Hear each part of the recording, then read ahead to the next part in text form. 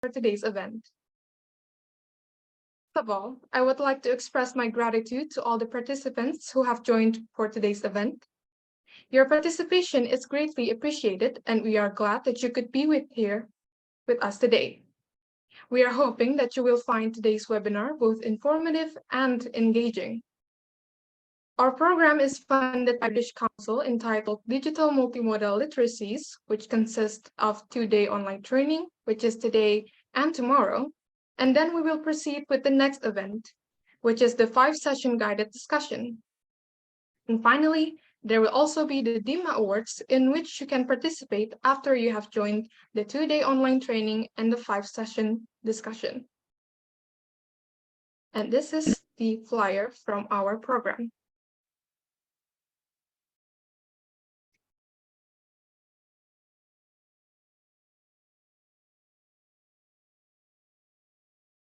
Okay, before we begin, I would like to explain some rules from today's webinar. Number 1, please ensure that you have a stable internet connection and are in a quiet environment to avoid background noise. Number 2, there will be a Q&A session by the end of the presentations. The participants may use the chat feature to ask their question _name_question, and then directly write your question. Or if you prefer to ask orally, you may use the raise your hand feature and unmute, and we will address you. And lastly, please note that today's webinar will be recorded for future reference. And these are the guidelines to ensure today's event will run smoothly. Next, allow me to read the agendas for today's online training, which are as follows. First, a welcoming speech from TEFLIN. Second, an opening remark from the British Council. Third, photo sessions. Fourth, the first session material by Professor Zuliati. Fifth, the second session material by Mrs. Dian Novita. Sixth is the third session material by Mr. Syaifudin. Seventh is the Q&A session. And lastly, we will end our today's webinar with a bit of announcement. To mark the beginning of our webinar, please allow me to invite Professor Utami, who is the current president of TEFLIN, to deliver the welcoming speech. Professor Utami is a professor at the Universitas Negeri Malang. She was the past dean of the Faculty of Letters for 2 terms at the university. She is also the chief editor of TEFLIN Journal, a Scopus journal focusing on topics related to the teaching of English in Indonesia. She is currently the president of the Teaching of English as a Foreign Language in Indonesia, also known as TEFLIN. Ladies and gentlemen, please welcome Professor Utami. Baik, Mbak Fahrani ya, Mbak Fahrani. Am I audible? Can you hear me? Yes, we can hear you. Okay, thank you. Right, thank you. Assalamualaikum warahmatullahi wabarakatuh. Very good morning, ladies and gentlemen. Selamat pagi, Ibu dan Bapak semuanya. The Honorable Top Management of Universitas Brawijaya, ELTIS Surabaya, as well as the British Council, particularly English program. And I think we have the senior manager with us now, Bapak David Jill Martin. Hopefully my pronunciation is correct. Yeah. I also see Pak Buyung, ya, Bapak Buyung and Ibu Dian. And of course, the coordinator of TEFLIN East Java Chapter, Professor Zuliati Rohmah, the honorable speakers, ladies and gentlemen. First of all, let me extend my warm welcome to you all to this webinar series on Digital Multimodal Literacies, organized by TEFLIN East Java Chapter, in collaboration with Universitas Brawijaya, ELTIS Surabaya, and supported by the British Council. Personally, as a president of TEFLIN, I would like to extend my sincere gratitude and appreciation to TEFLIN East Java Chapter for the productive and innovative activities.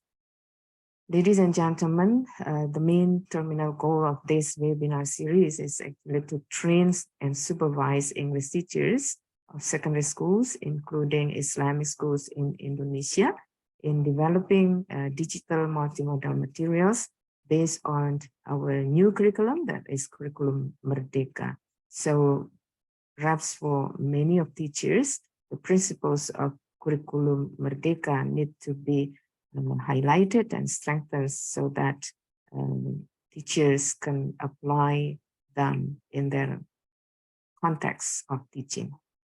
And this program has been designed to consist of a 2-day online training today and tomorrow, and 5 mentoring sessions in the months of July and August.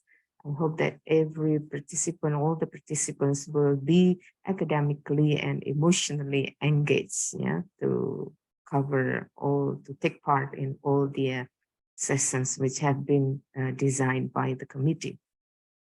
Ibu Bapak, ladies and gentlemen, I would like to take this opportunity to thank all the speakers and mentors for their willingness to share knowledge, experience, and expertise in the field of digital multimodal literacies. So we have Dr. Mokhammad Syaifudin of ELTIS Surabaya.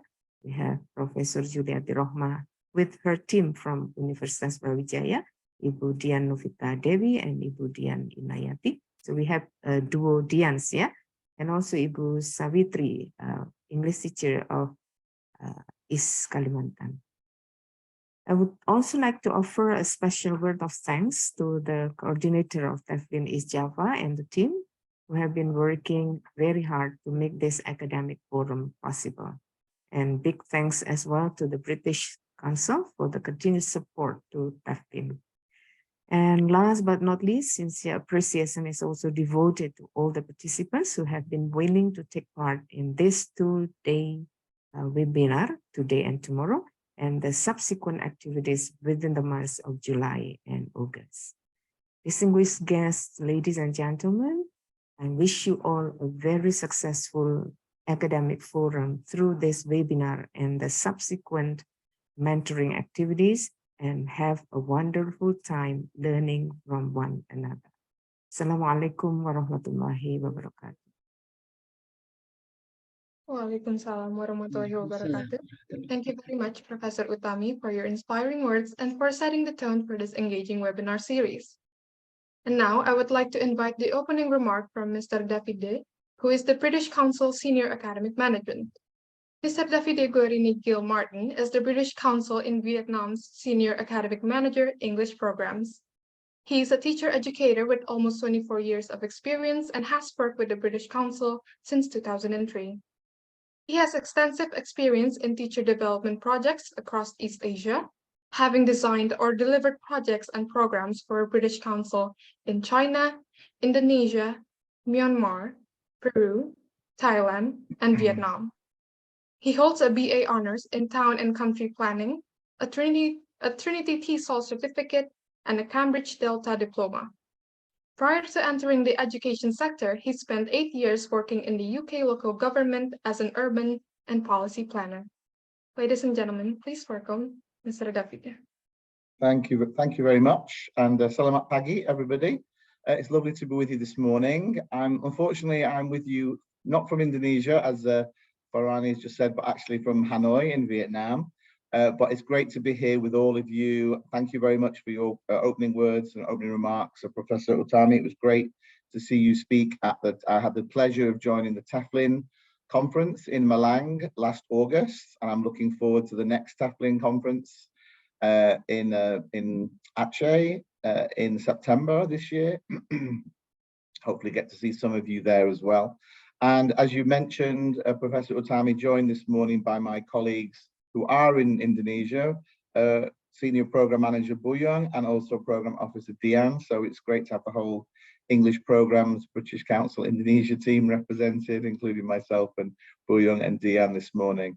Yeah, there's not really very much I can say in addition to what Professor Utami has said.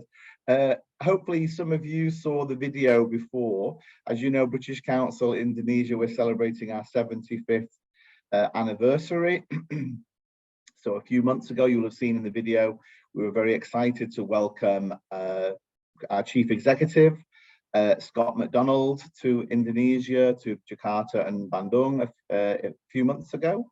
And you can see the interest in Indonesia, as Scott was saying, and as our country director Summer was saying, for us, it's really important that we invest in the future of Indonesia and the future of Indonesian teaching and teacher education. And that's really the rationale behind this program as well.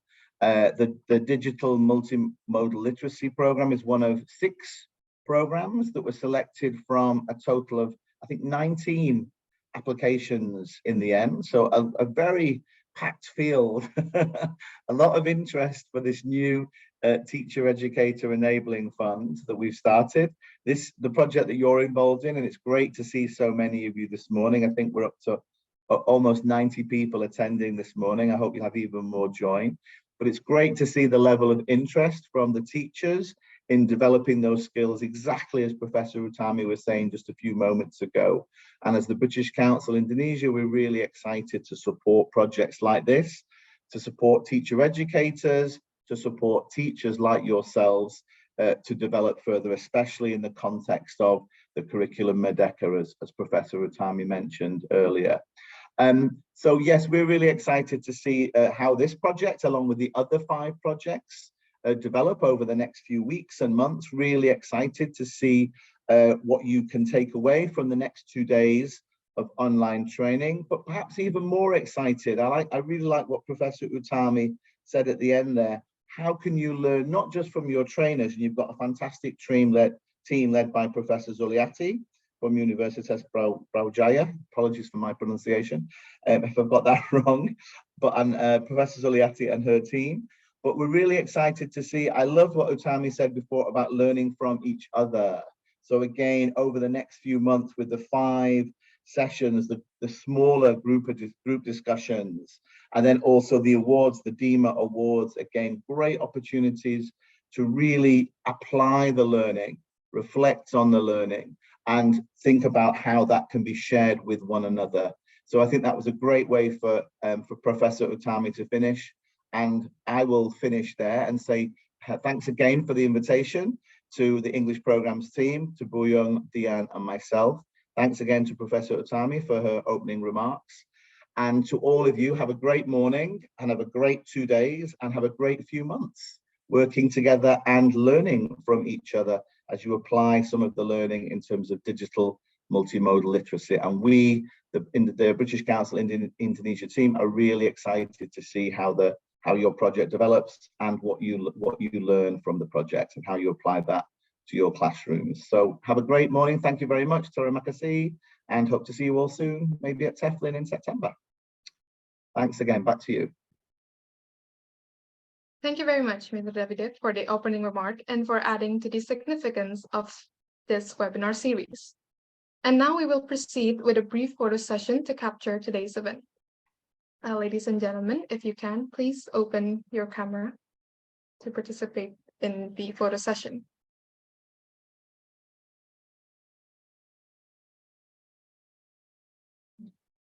I'm sorry, may everyone put our background before I take a picture, please? I will wait for a moment.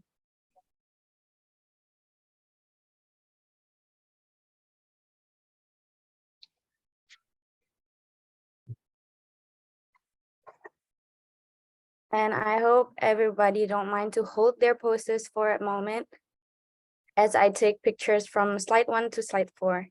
Thank you.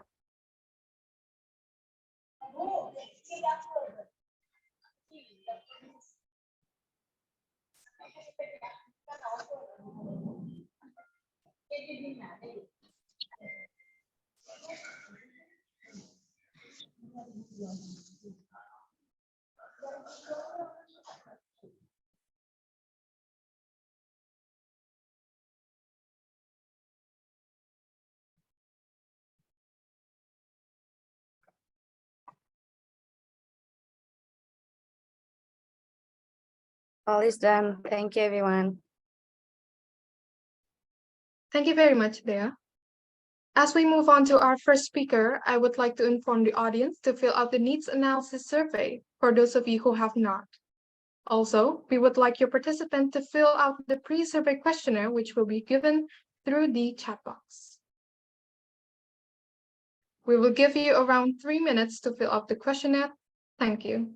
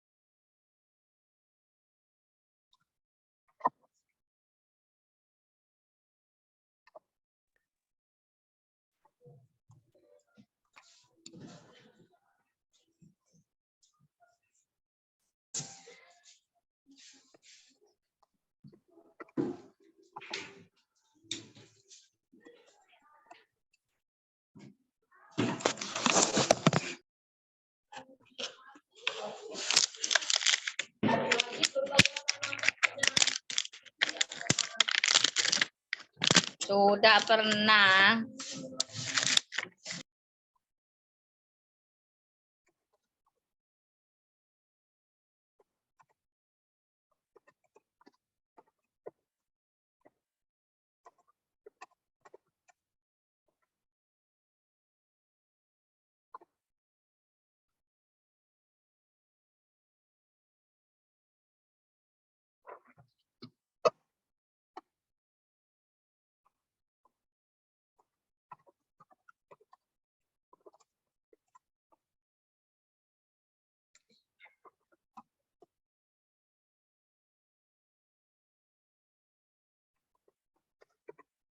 Without further ado, let's begin with our first speaker. It is my pleasure to introduce our first speaker, Professor Zuliati Rohmah. Professor Zuliati Rohmah is a professor of English Language Studies at the Faculty of Cultural Studies, Universitas Brawijaya. She finished her doctorate in English language teaching at Universitas Negeri Malang in 2006. In 2007, she joined the In-Service Certificate in English Language Teaching, or also known as ICELT, program at the Universitas of Cambridge for 6 months. Since then, she has been actively providing training for teachers in various places in Indonesia, especially through the ELTIS program and the British Council. She was also a Fulbrighter in 2002 and at the University of Urbana Champaign and a 2011 through 2012 Humphrey Fellow at the University of Minnesota, USA. She is the past president of the Linguistics and Literature Association, also known as LETA, from 2019 through 2021, now a member of the Advisory Board, and is currently a regional coordinator of East Java for the TEFLIN Association. Today, Professor Zuliati will be sharing insights on the topic of what is multimodal literacy. During the presentation, if you have any questions, you may leave it in a chat box and Professor Zuliati will address your questions after the end of the presentation. And now, please give a warm welcome to Professor Zuliati.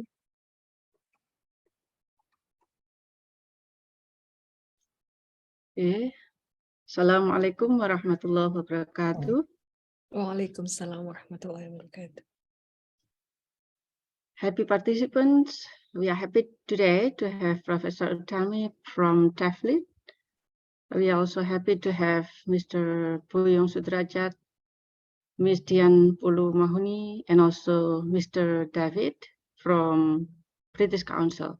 And also we have Ibu Hamamah Ph.D, Dr. Taiba, and also Dr. Wahyu Kusumajanti, Dr. S.T. Junining from TEFLIN East Java.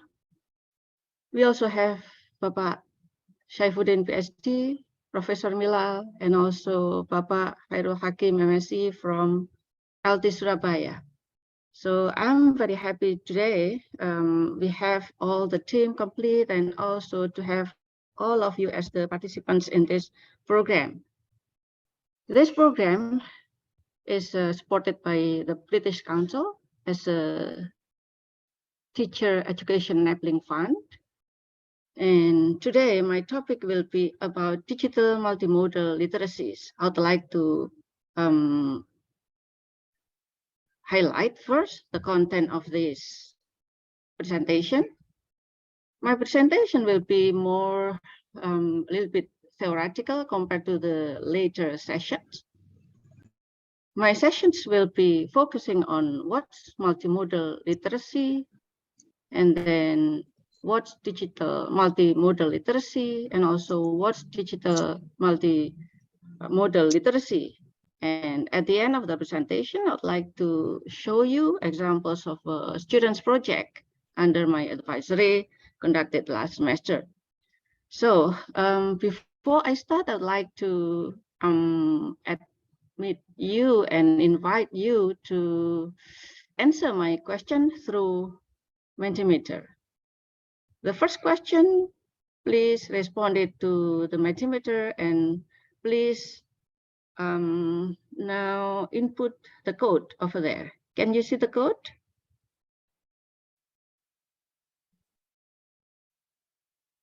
Yes, please. 4974 4991.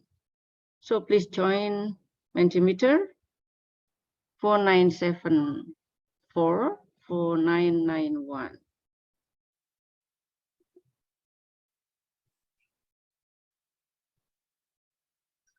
Please answer the question. Write one word related to multimodal literacy. What do you know about multimodal literacy?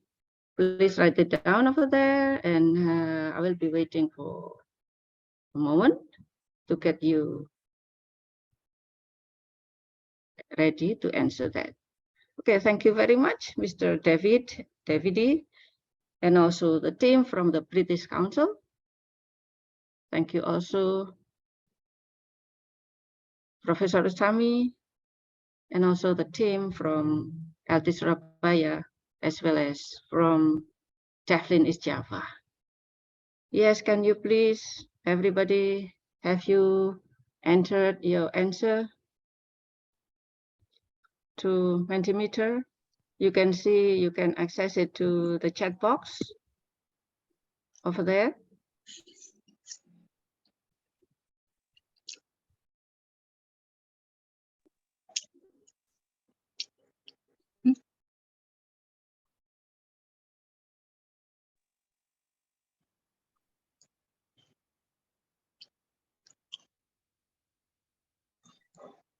Write one word related to multimodal literacy. What do you know about multimodal literacy?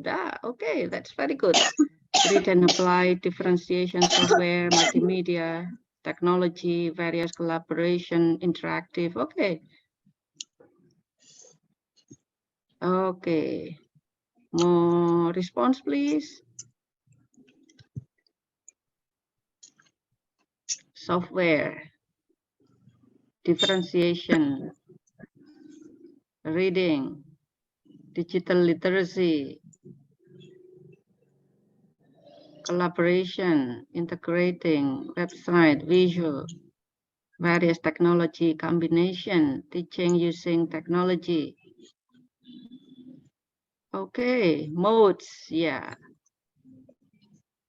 Okay, thank you, Ibu Dian, for coming here to be with us this morning. Okay, software, collaboration, various technology, yes, okay. Okay, good. That's for multimodal literacy. Thank you. Please, now let's come to the second question, still about literacy, but this time we'll focus on, okay, you still respond to it.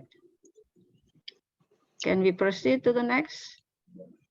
Another question. Thank you for the response. Another question. Almost similar, but it's different.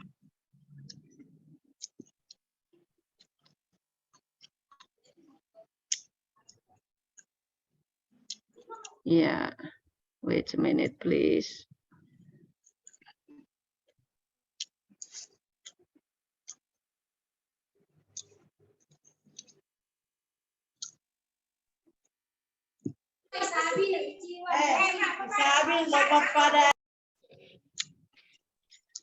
Okay. Can we proceed to the second question? Wait a minute. Okay, or otherwise, please write it down in the chat box now. Please write down what you know about digital literacy. In the previous Mentimeter, you answer about multimodal literacy. Now please write it down. What's digital literacy? Now digital literacy. The previous one was multimodal literacy. Can you please write it down again?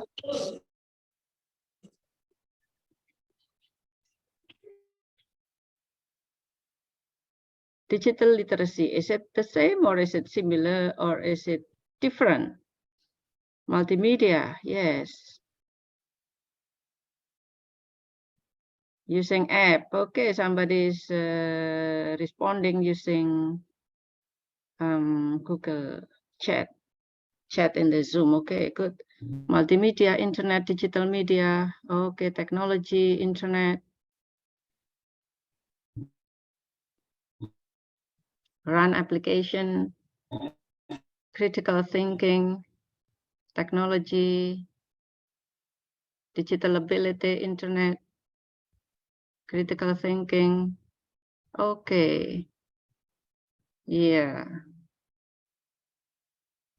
Online, ebook, internet, software and technology, the ability to using and accessing information using the different digital modes in the computer. Okay, that's right. Okay, all related to technology. To me, digital literacy means literacy using internet. Okay. Nice. Okay, thank you for the answer. Creativity, that's new one. Okay, all of these are related to the internet. Okay, thank you very much, Ibu Bapak. Now, can we proceed to having the discussion? What's literacy? What's literacy? So this is that I have already mentioned. Now let's proceed to the what's digital literacy. As you know, Bapak Ibu, digital literacy relates to letter, yeah, related to literacy, and in Japanese, it can also mean melek, melek huruf. It can mean melek huruf, melek gambar, melek symbol. Melek means can see, can read. But does it only mean reading? Actually, literacy does not only mean reading, but it covers more or broader term. You can see it in the over there in the screen. Please, let's read it. Literacy means the ability to read and also to write, to speak, to count, and also solve the problem. So literacy cannot be separated from language ability. So if now let's look at a picture over there. For example, we are in Saudi Arabia and we get lost. So we want help from somebody else. we call our relatives or maybe our friends, then we can see writing over there in Arabic. It says Shari al-Ab, because we can read Arabic. We just call our friends, hey, I'm here now in Shari al-Ab, but I cannot go back home. So can you pick me up? For example, that way, the literacy, our ability in reading Arabic letters will help us in solving the problems of not unable to go back home. Or if, for example, we cannot read the Arabic alphabets, but we can still read the English alphabets over there. It is written Al-Ab St, means Al-Ab Street. We can still say it. We can still let our relatives know that we are in Al-Ab Street, number 34. So there are, that is also another word over there. SN means street number, yeah, 034. So we can be helped by our relatives. Similarly, if we are in Israel, for example, we cannot see Hebrew just shown in the picture over there, the down below. There is Hebrew alphabet over there, but we cannot see it, we cannot read it. But if we can read Arabic, we still can show that we are in Babul Khalid or Java Gate. So our literacy in different languages will help us solve our problems. Okay, next we can also see if, for example, we are in this situation. We are in Russia, for example, and we are very hungry. We want to get some food, but the problem is that we cannot read Russian or Cyrillic alphabets just like this. We cannot see it. We cannot read it. Even we don't know what place is it. But then by looking at the symbols over there, on top of the building, we can see the symbols of foods, ice cream, coffee, and so on. Then it helps us solve our problems of getting hungry. Then we can just decide to enter the building and find the places for us to have something to eat. Then our being hungry is solved by our ability in reading, in seeing, and in understanding the symbols, because literacy doesn't only mean to be able to read alphabets, but also symbols. Okay, thank you. Next, let's go to the next one. So let's look at some of the pictures that I have here. Which one is multimodal text? Please look at the first picture. We have look at here, look at picture. Do you think it is multimodal text? Please write down later in your chat box. Let's look at another picture over there. We have also picture of a website. Do you think website is also multimodal text? And then next one, thesis. Do you think thesis is also multimodal text? Yeah, this one, black and white. But there is a green color over there. Do you think it is also multimodal text? Okay, next please. So we have also performance. Do you think performance is also multimodal text? Somebody is moving, dancing, and so on. Is it multimodal text? Yeah, okay, good. Last one, we have also a YouTube video. Is it multimodal text? So all of this, do you think which ones is multimodal text? Okay, Pak Abdul Muid, Busri, all of them, Pak Nur Salam, number 1 and 2, Julius, all of them. Okay, very good, Bu Hilda, Pak Arsyad, all of them are multimodal. Pak Syahirul Alim, Pak Haryono, all of them. Okay, very good. So we are in the same concept then. We understand the same concept. Okay, very good. Thank you. Thank you, Bu Hafiza. All, I think all. Okay, all of the pictures. Yeah, Bu Fitri. Okay, thank you. Let's proceed then. Let's proceed to the next one. Yeah, as we know that all of them are multimodal text. Lolcats are multimodal, website is multimodal, all thesis is multimodal, performance is also multimodal text, movie is also multimodal text. Yeah, okay. So multimodal text, what is actually multimodal text? Multimodal text are communications that use more than one semiotic system or more or modes to convey a message. Yeah, so that is multimodal text. Now let's proceed to the modes. How do they work? How do they work?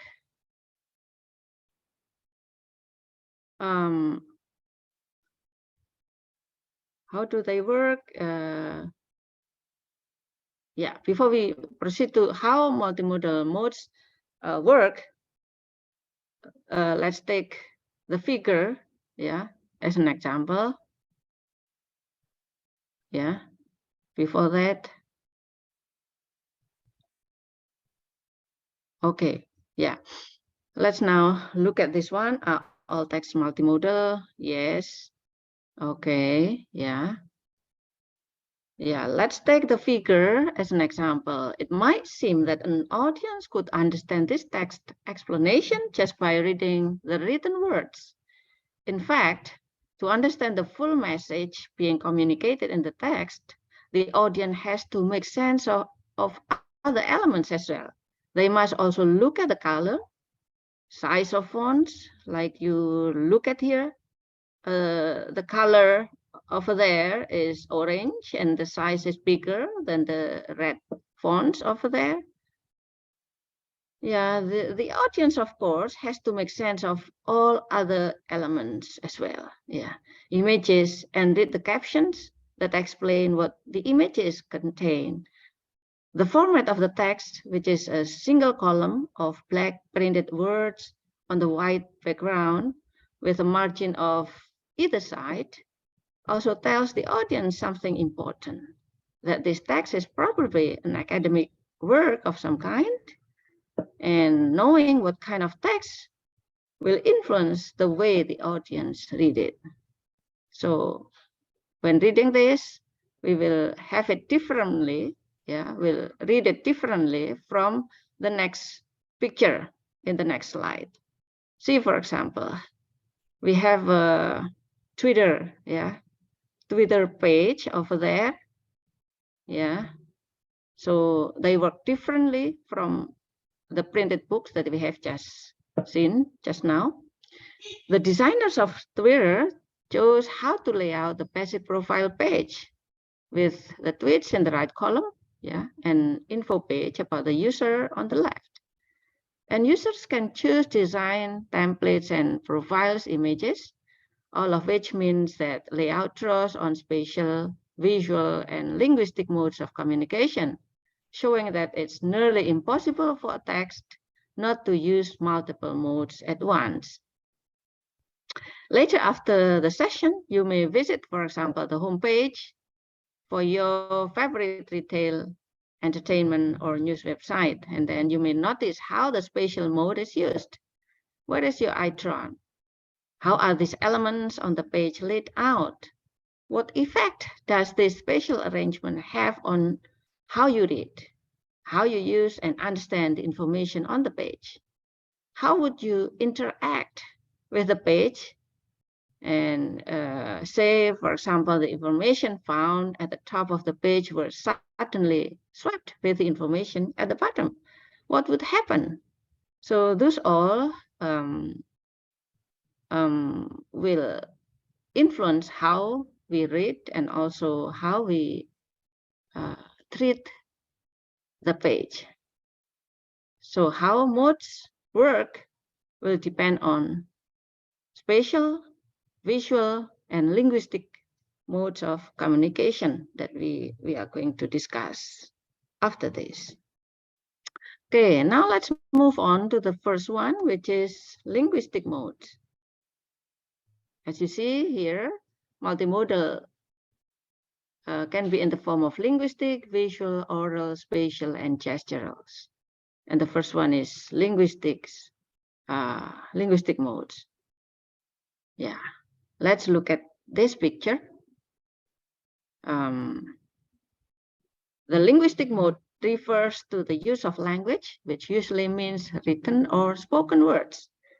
When we think about the ways the linguistic mode is used to make or to understand meaning, we can consider the following elements: word choice, the delivery of the spoken or written text, the organization or writing or speech into phrases, sentences, paragraphs, and so on.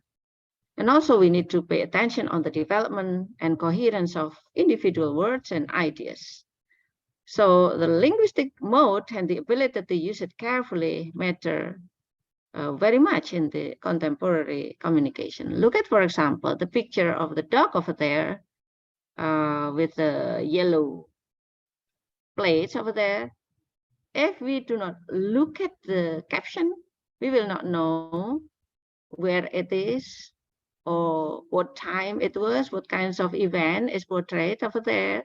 But by looking at the captions, then we know that it is outside of the home, maybe in the backyard, and it is something which is a happy event in which the owners has a, what is that, maybe party, and have the dogs over there with them. And especially in the Western context, dog is part of their life. So they are happy and they bring also their dogs.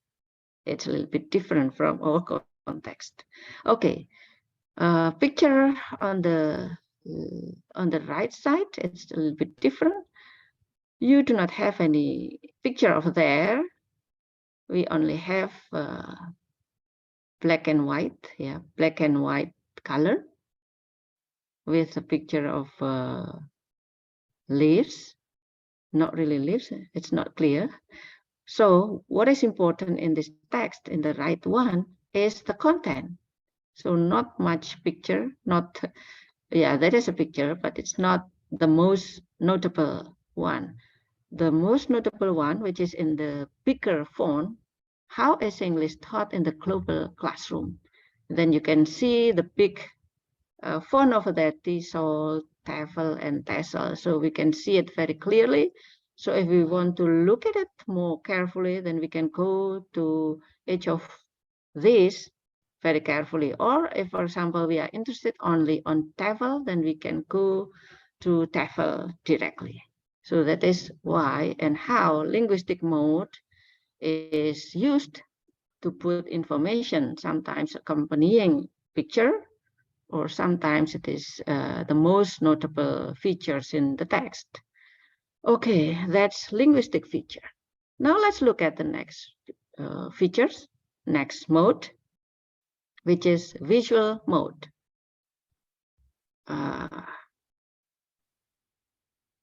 In this, we have infographic. So usually visual modes are in the form of infographic, which is very easy for us to help us to catch the idea, because it is not only in the form of words, but it is with pictures, interesting pictures, different colors, and so on. So visual mode refers to the use of images and other characteristics that readers see. Billboards, flyers, television, websites, lighted advertising displays, even grocery stores with shelves. They often bombard us with visual information in an effort to attract our attention. We can use these modes to communicate representations of how something looks or how someone is feeling, to instruct, to persuade, and to entertain. The visual mode includes colors, layout, style, size, as well as perspectives. So when taking a picture from different angles, the results will be different. The effect will also be different. The explanation of the pandemic shown here in the left side of the screen contains a lot of words, which is linguistic mode, but their visual modes like the colors, layout, profile pictures, and logo plays a very big role in how users read and understand each page. So the linguistic modes combined with colors, layout, profile pictures create interesting infographic, which is visual mode. Okay, next we discuss about the gestural mode. Gestural mode refers to the way movements such as body language, hand gesture, facial expressions, and then hand gestures, interaction between people. These all can make meaning. When we interact with people in real life or watch them on screen, we can tell a lot about how they are feeling and what they are trying to communicate. So look at the pictures over there, Mrs. Obama and also Mr. Obama with the facial expressions using smile of Mrs. Obama and also Condoleezza Rice. These two ladies communicate with their audience and also using hand gestures, yeah, they engage with the audience. The gestural has always been important in face-to-face conversations and in the theater, but understanding the gestural mode is just as important as when we communicate through virtual interactions on screen. Just for example, nowadays, if I cannot see you on the screen, I might not be happy sometimes. That's why then we invite people, okay, please show yourself on the video and so on, because facial expression, showing your gesture, whether you are sad or whether you are happy, can enhance our communication. Yeah, consider, for example, in the picture over here on the screen, how Katie Couric opened her first CBS newscast standing alongside her desk, and contrasted with Brian Williams' stiff and formal posture behind his desk during his newscast.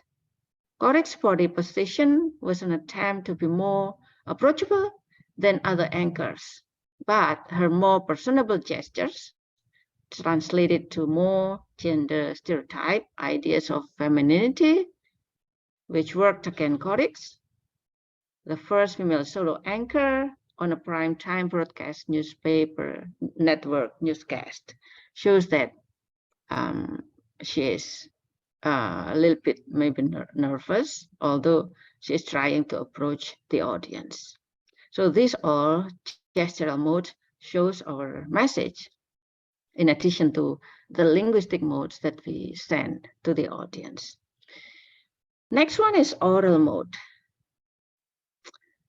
Now let's listen to the sound first. Please listen what oral modal elements, yeah, you will hear in play after this. What effects do these have on the tone of the piece? Yeah, please, let's listen to the music and try to feel the effect, whether you are feeling calm or whether you are feeling rushed. Yeah. Let's listen to the music. Please wait a minute.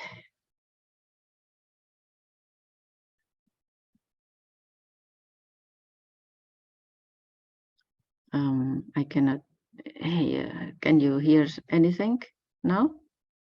I cannot. No, I cannot hear. Okay, please wait. Please wait for a moment. Please. We are still adjusting to the sound.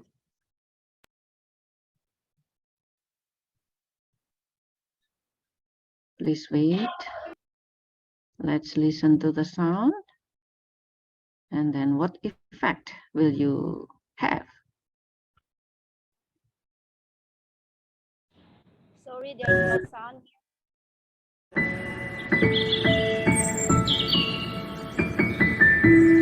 Please imagine what picture possible to accompany this voice.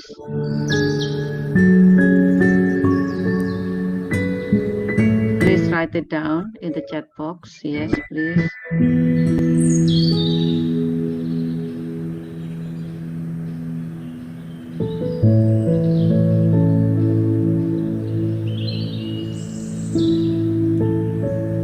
Okay, sleepy, sound of nature, relaxing music, fresh, relax and stress release. Okay, soothing. Okay. Yeah. Thank you for your response. Green trees, calm. Okay. One of you, please explain why, for example, Pak Muhammad Arsyad, can you please explain why you feel calm and relaxed? Okay. Yeah. Deep Well, forest. when I listen to it, I feel peace. I feel tranquility. It can remove stress away and so on. It's relaxing and very calming. Okay. Okay. Thank you. What about Purida? Why do you feel that it is deep forest? Why do you guess that it is in deep forest? Yes. Yep. Hello. Yes. Yeah, it's me. Yeah, because I always what is it, seen or watch in this Google, for example, like to get some inspiration from instrumental music, and the background is mostly displayed with this kind of yeah, instrumental music. It mostly Okay. can be found in a forest, a peaceful forest. Okay. Okay. So you get used to it, and yeah, thank you. Pusri Yuliarse, please. Maybe you would like to explain. This is such kind of the sound of nature, and I hear like water, sounds of water like falling from the top, and then the sounds of birds. It's really relaxing, like making me having a good imagination that I will come into the peace places. Okay, okay, that's nice. Okay, good. Next people raising hand. Please, who is raising hand now? I cannot see it. Pak Arif or Bu Arif? Sorry, Bu Arif Bulan or Pak Arif Bulan. Sorry. Yes, Pak Arif Bulan. Okay, Pak Arif. Yes, please. Yes, it's kind of a piece instrument. You know, when I heard this instrument, I feel I like in the forest and nature. Yeah. Thank you. Okay, thank you. Thank you, Pak Arif. Now, Pak Misbah, what do you feel, Pak Misbah?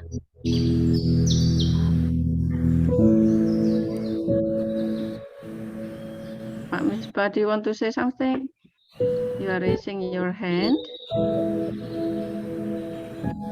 Okay. Okay, now let's look at the whole video then. Whether your guess is correct, whether your feeling is okay.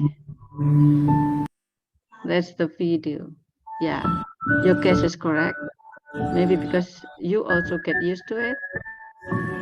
Yeah. Deep forest, peace, calm. Yeah. Okay. Thank you very much. Yeah. So these all are oral mode. Yeah. So what do you think if the tone of the video change? For example, with a country or bluegrass song, were played in the background. What do you think the effect in your feeling? Do you think it would also change?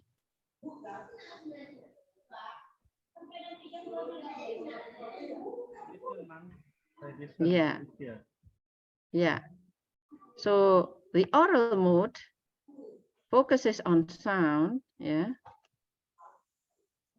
Whether we are talking about speech, a video, demonstration, sound effects on a website, or the audio elements of a radio program, the oral mode provides multiple ways of communicating and understanding a message. Yeah, okay. Busri Yuliarse responded, yeah, it will change, yes. So the oral modes can include music, sound effects, ambient noise, sound, silence, tone of voice in spoken language, volume of sound, emphasis, and also the accent if it is the language of a person, the voice of a person. Although most of us are used to hearing sound, all of us every day, we don't often pay attention to how it signals information, including feelings, responses, and needed actions. It's very easy to conceive how a spoken message communicates, but what about the increasingly tense background music in a TV drama? Or the sound that let us know when a computer is starting up? Whether big or small, each of these oral components conveys meaning. Just like you feel just now when you hear the music, you can feel calm, you can feel deep in the forest, you can feel released in stress and so on. So that is the effect of sounds, music to us. Okay, now let's move on to spatial mode. Spatial mode is about physical arrangement. This can include how a brochure opens and the way it leads a reader through the text. For example, we can see brochures shown on here on your screen. The designer created this conference program so that each fold is slightly smaller than the one below it, allowing readers to have a tab for each day of presentation. So here the spatial mode includes arrangement, organization, proximity between people or objects. Yeah. The spatial mode can also refer to the placement of navigation on a web page, if it is a web page, to maximize access for users. This mode helps us to understand why physical spaces, such as grocery stores or classrooms, are arranged in particular ways to encourage certain kinds of behavior, such as all chairs in the classroom facing toward the center of the room. This is especially to encourage discussion and collaboration among students. But when the chairs are arranged in row, then the focus of attention will be the teacher, or maybe if there is a whiteboard or blackboard in the front of the classroom, the focus of attention will be also the writing in the whiteboard. So the arrangement of chairs will result in different effect on the audience. So now that is all the 5 modes of communication. So now let's move to, maybe you can conclude now, what's multimodal literacy? Yeah, multimodal literacy is a framework that requires a collective interpretation of 2 or more scripts, yeah, visuals, videos, graphics, animations, sounds, music, gestures, and facial expressions for producing meaning. Yeah. Multimodal text combines various modes of communication, as we have discussed just now. All writing is multimodal. An essay consisting of 3 modes of communications, yeah, can be linguistic, yeah, spatial, and visual, and it is multimodal text. Multimodal texts are inherently associated with digital technologies because in many digital texts, different modalities, oral, visual, gestural, spatial, and linguistic come together to construct meaning. Multimodal literacy is about understanding the different ways of knowledge, knowledge representations, and meaning making. Understanding discourse by investigating the contribution of specific semiotic resources such as language, gestures, and images, using various modalities such as visual and oral elements to create meaning, and understanding how various modalities co-work to construct a coherent text. Therefore, in our program here, we focus on digital multimodality, digital multimodal literacy to help teachers facilitate the students' learning, especially to improve their multimodal literacy through the use of different applications available out there in the internet. Now, let's move on to the reason why should we engage in multimodal literacy, or why is multimodal composing important? Let's now discuss it one point after another. Multimodal assignments help students learn digital literacy skills. Students should have opportunities to practice and learn multiple literacies in the classroom while utilizing emerging technologies. This idea continues to be reflected in writing and literacy goals in many first-year writing and writing across the curriculum courses. So that is why when we engage students in multimodal literacy, and then multimodal assignments allow students to use what they know. We are likely already sharing and creating multimodal text online and communicating with a wide range of audiences through social media. Is it correct, Bapak Ibu? Are you using social media or Yes, not? ma'am. Yeah. Yes, ma'am. Okay. Yes. Yeah, almost everybody. Yeah, social media requires multimodality, as you know it. However, it was found out that students sometimes struggle to perceive the connection between the digital and multimodal composing they do outside of school with the same types of assignments they are asked to complete in the school. So, if it is the case, what does this mean? Actually, you use the social media and you use it also in the classrooms, but still the students get confused on how to connect it. If it is the case, what's the problem? What does it mean? Yeah, well, it means they are probably already multimodally composing outside of school, but they just didn't know it, that it is multimodal literacy. Maybe some of you also just realized now, recently, that it is multimodal. Yeah, we have already been engaged in social media actually, and these all are multimodal. The next one, multimodal assignments offer real skills for the workforce. Perhaps the most significant reason for learning to compose multimodality is that it provides real life. So that's real life skills that can help prepare students for careers. Our world continues to experience a digital age where employees are expected to have an understanding of how to use technology and communicate in various ways for various purposes. So actually, by using multimodal assignments, then we prepare the students for the workforce better than before. So these all are the reason why should we use multimodal assignment or multimodal task in our classrooms. Now, how do we create a multimodal text? Maybe this is what we are going to focus on in our training and also in our 5 sessions workshop later on. How do we create a multimodal text? Can we move to the next?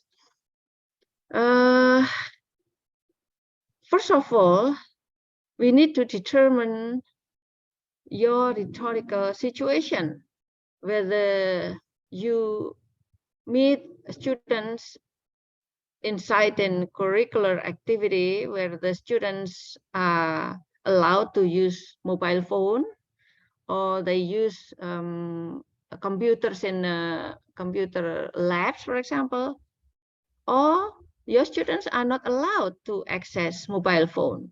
Of course, it will be different. Which applications, which tools will be chosen depends very much on the situation. When brainstorming your rhetorical situation, you should consider the purpose of your text, which is the message, who you want to read and interact with your text, which is the audience, your relationship to the message and to the audience, the type of text you want to create, which is the genre, whether you want to write a simple WhatsApp message, or you want to send the students to give examples of a descriptive text, it will be different. And where you want to distribute it, whether you want your students to open it after the classroom, yeah, so they can access mobile phone or laptops at home, or you can do it exactly in the classroom. So this all will determine what kinds of multimodal text you will create. Next is review and analyze other multimodal text. Here we need to ask some questions. For example, what is the author's message? What is our message? Who are we addressed? How can we tell our message? How can we send our message? What type of text what type of text do we want to create? What genre we want to send? How the text will be distributed? Is it through WhatsApp message, or it is through email? It will be different. In what ways does it relate to the target audience, to your students? What modes of communications are we using with the students? Which are they emphasizing? Do these decisions support the message and appropriately target our audience? So those are questions, yeah. By answering these questions, we have given ourselves important feedback to consider what kinds of multimodal text we are going to create. The next one we need to think is, or to do, is that we gather content, media, and tools. Once we have determined our rhetorical situation and examined other multimodal text, we should begin gathering information and materials. For example, we have categorized this process into content, visual and oral materials, and technology tools. And then next one, we collect and evaluate technology tools. It is important to collect and evaluate technology tools. We need to create our multimodal text prior to drafting it. The easiest way to determine the technology tools that we need is to create a list of all of the features we want to include in our text. And then once we create it, we create the list, we need to research where to find the tools, either online, or maybe our schools or our university have the collection. Some tools may not be free, some are free, so we can find, maybe if we want to save money, or we do not have any fund for that, we can choose freeware, free application, available online. We can always try to find it. So later, this all process, you will go through this, especially in the workshop sessions. And then next one, after we collect and evaluate technology tools, when we use the technology, we need to cite and attribute the content. When citing openly licensed images, videos, sounds, animations, screenshots, and so on, it is important to provide an attribution. We need to mention that we do this by using this application, or we use picture, for example, we take it from this, and so on and so on. So an appropriate attribution should include title, author, source, hyperlinked to the original website, and also license, hyperlinked to the license information. It is very important to acknowledge others' work that we use in our multimodal creation. And then after that, we can begin our drafting our text. Drafting text should include outlining and mapping our project, and thinking about what we want to do before we do it will make our final text much stronger and also much coherent, and it will result in a good quality multimodal materials. Okay, so we are going through this. After this, other speakers will show you different kinds of applications, and also the way how we can create our multimodal text using different applications. And we are going to this all in the 5 sessions of workshop. Okay, now let's move on to examples of students' project. I would like to show you. Before that, I would like to know how many of you have been using these all applications, and please write down in the chat box which applications that you are familiar with, and also that you use already with your students. Can you please write it in the chat box again, Bapak Ibu? TikTok, okay, good. Yeah, very good. Later, oh, okay, Instagram, good. So if some of you have not used these all applications, you can also have discussion with your peer colleagues later in the group discussion. IG, YouTube, TikTok, Instagram, WhatsApp, IG, YouTube, CapCut. Okay, we WhatsApp, TikTok, Snapchat. Okay, WhatsApps. Yes, YouTube. Okay. Thank you. Okay, Twitter, Telegram, Canva, Skype. Okay, let's look at the next page. YouTube, Facebook, TikTok. Yes, LinkedIn. Yeah, from the needs analysis, actually, we have already obtained information about. Yes, please, let's move to the results of our needs analysis. Yeah, FB, YouTube. Okay, very good. Thank you, Pak Milal. Prof. Milal is here with us from ELTIS Surabaya. Okay, look at these are the response from all of you, but I took it like 3 days ago. Maybe it's different right now. Yeah, it's different right now, but I think it's not very much different. The most often used application is Canva, 84%. Pak Mila, do you also use Canva? Maybe not. Yeah. Okay, then later. Yes. Okay, the second most often used application is quizzes, 74%, because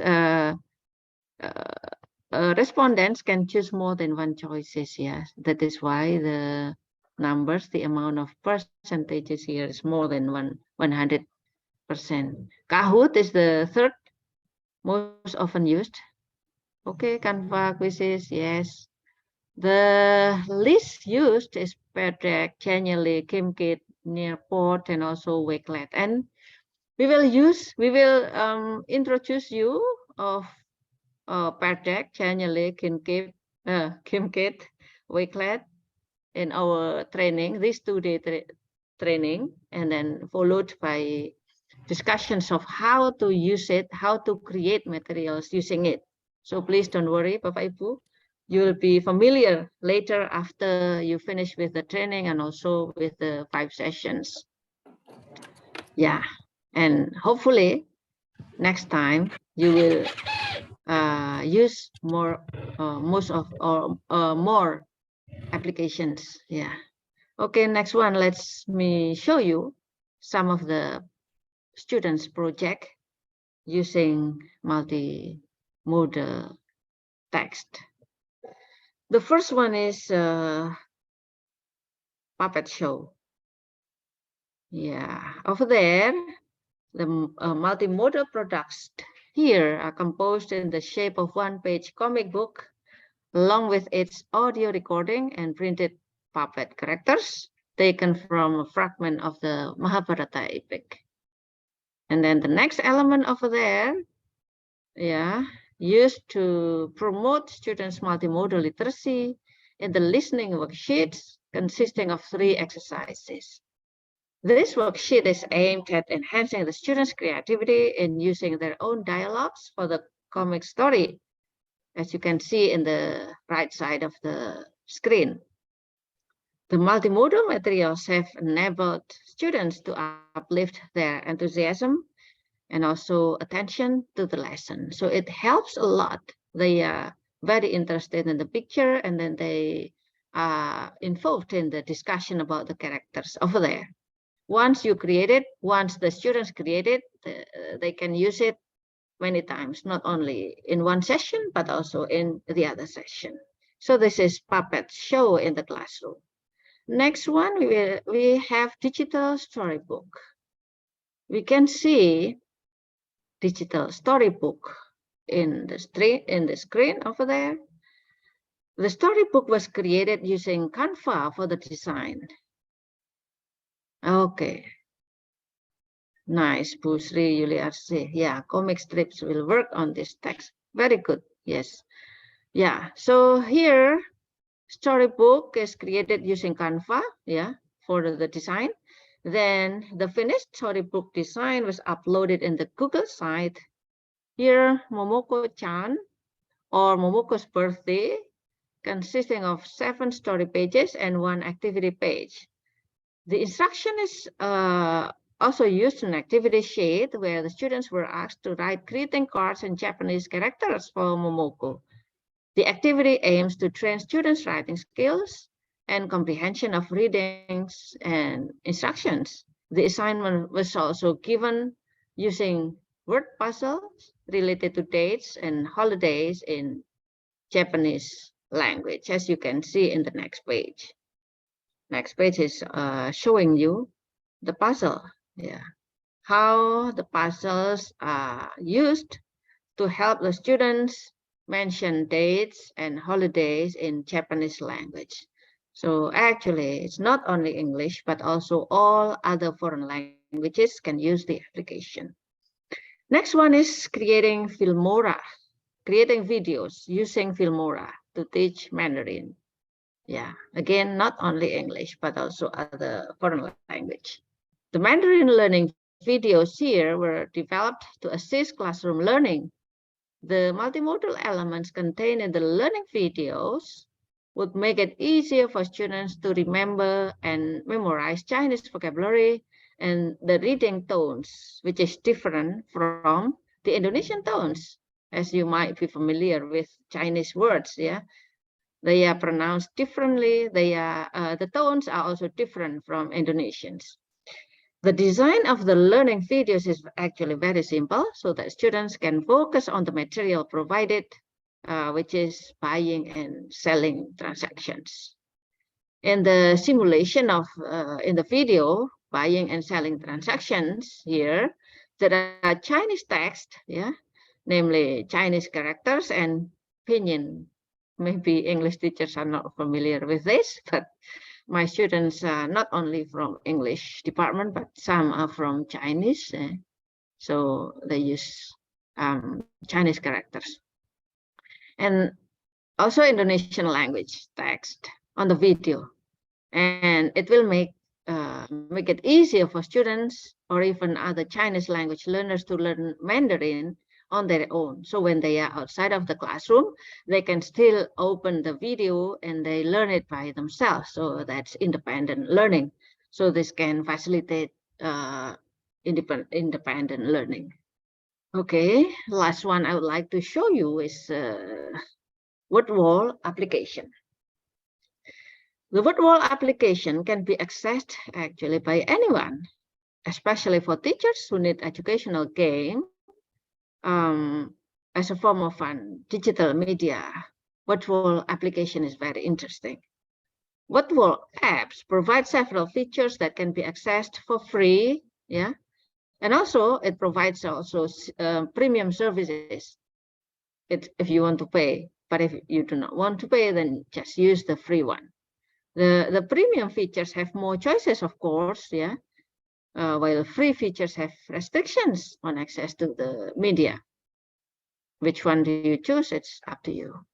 After creating the media through word wall apps, teachers can share links with the students. After that, the link can be clicked through the user's personal internet access and the link can be opened. The implementation of the word wall game in this case is to help learners remember, translate, and use appropriate vocabulary based on the context. So these all are applications that my students have developed have created last semester. And they also try it in the classroom. And all the materials engage the students more than before. The students are happy. The students are having more opportunities to develop their language skills. So I think that's all of my presentation. Thank you very much. And I'm very happy to have discussion with you. Maybe some of you have already typed questions, or if you are happy to ask direct question, please raise your hand. Back to Rani as the moderator. Thank you.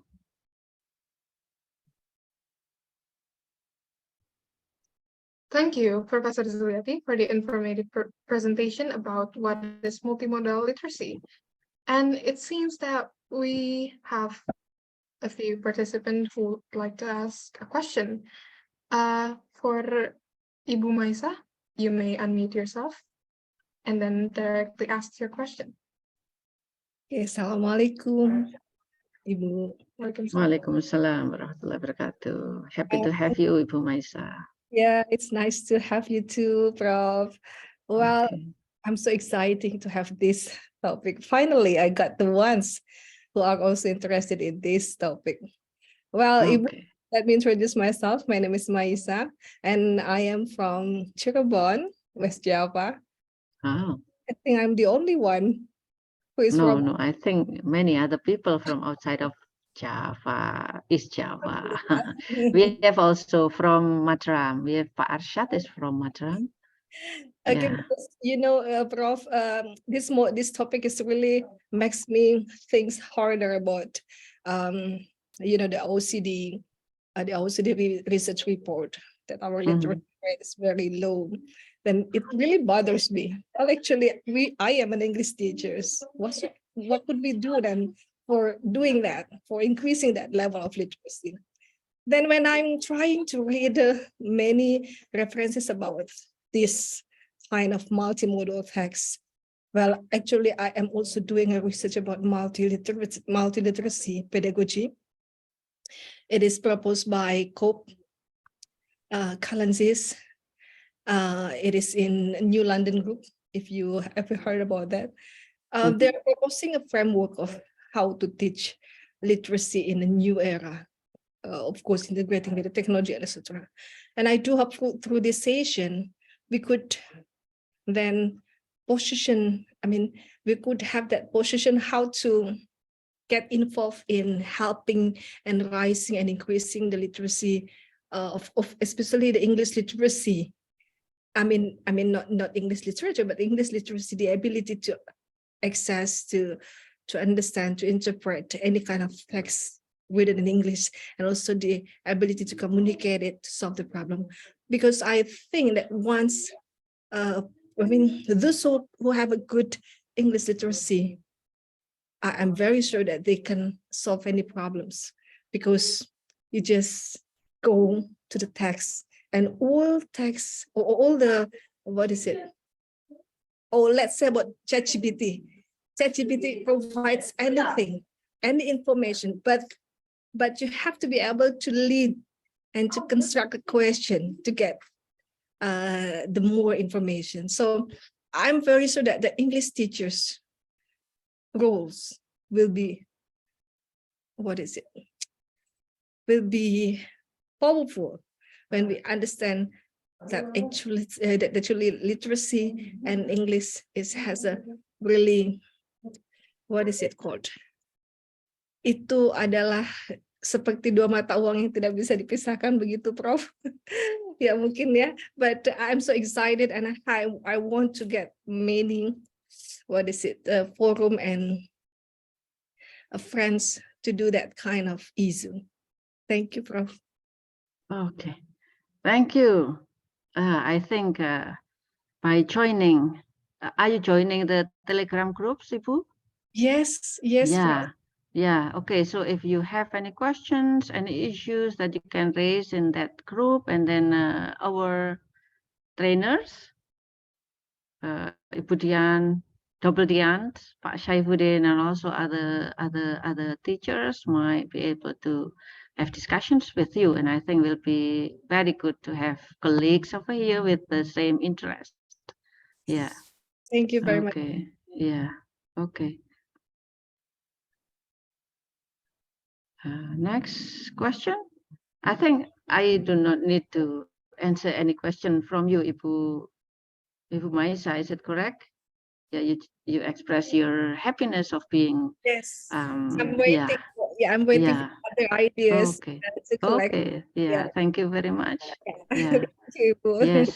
Yeah. We are so happy to have you here.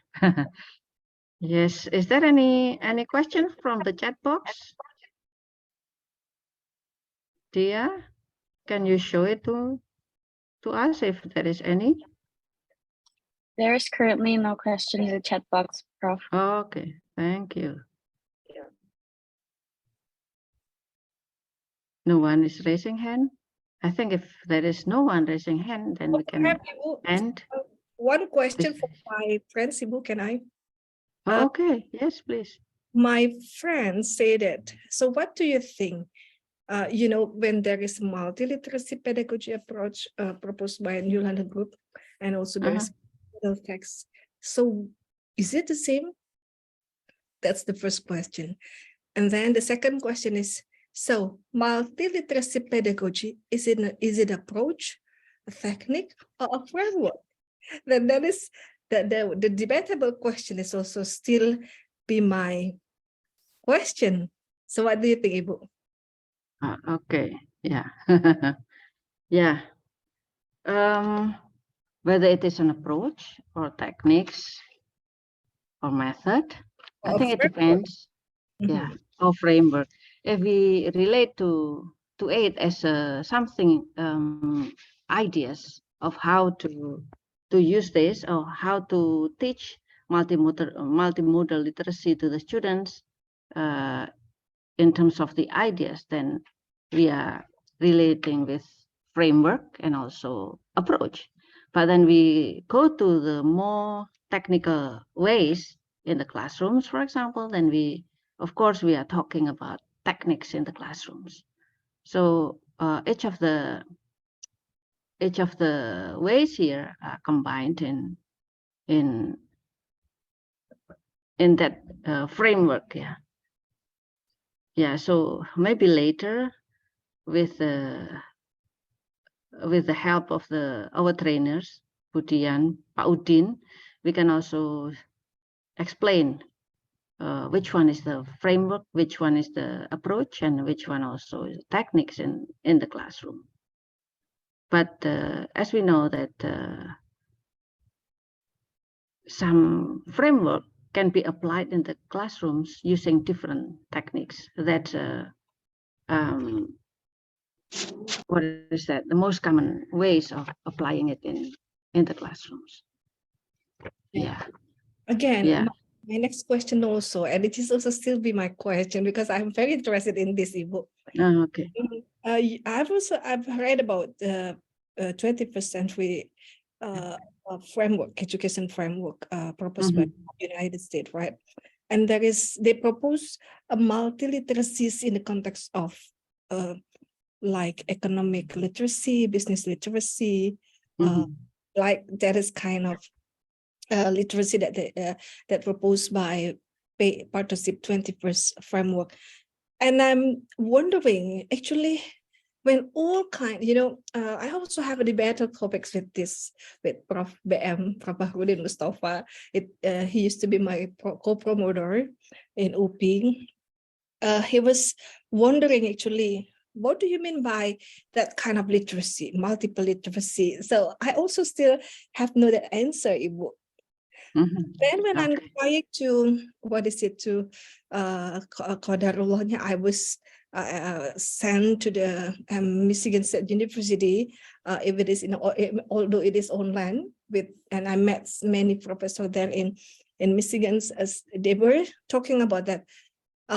Yes, it could be multiliteracy from that literacy. There is a new literacy that the language practice, the language practitioner like me have to understand that literacy is not merely about reading and writing. I do agree with you, Prof, that it is not merely about reading and writing. But then there is a new literacy, which defined by UNESCO. Have you described in the first slide? This is the ability to blah, blah, blah, blah, and blah, blah, blah, to solve the problems. Then I'm still thinking, actually, what our role then? What's happened? Yeah, we think that I myself think that English education did not run really well.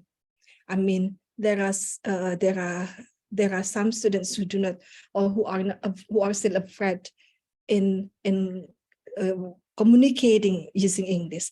Well, actually, it is not all about that, right? Learning English does not always mean communication, but the way you can make a meaning based on the English text or any kind of references written in English, it's also a part of that ability of English literacy. So that's actually, that's my bridging, step, Ibu. There must be, we can do as an English teachers to put English related to the literacy that also can have a very significant role in increasing the level of our literacy.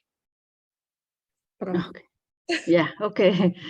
I think you have already gone so far, Ibu. I mean, you have known a lot of things related to literacy. Yeah. So I think our discussion, yeah. But I have no sense. When Prof. Ali Soha from Malang spoke about that actually we are an English teacher. Language is not all about that kind of what we have given to our students, that the four language skills and the language component. It is more than that. Prof. Ali Soha said it like that. That's what. Yeah. But then I don't know. Prof. Fuad Abdul Hamid also, my teachers from UP said it, yeah, we should, welcome that kind of new literacy, because language and literacy cannot be separated, like just have you said, Ibu, yeah. Yeah, okay, that's a very nice discussion, yeah. Literacy is so broad, actually, especially in our digital era. Then everything related to one another. So the kinds of literacy is broader than before. Although actually it's just the same in the past or today. But our awareness of those literacies are developing from time to time. We have also literacy related to how we manage money. We can call it as economic literacy, and then with different kinds of technology. We have digital literacy.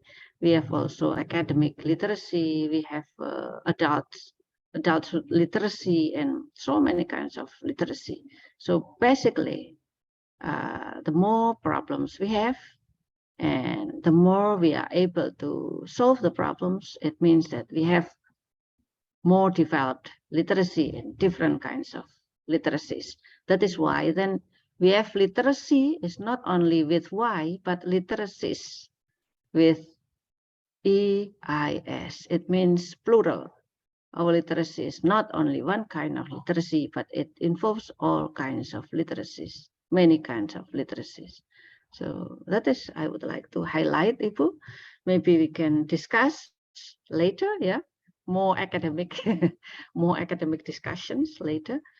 But I think this time we can move a little bit to more practical of how to help the students develop their literacy, especially using digital applications available in the internet.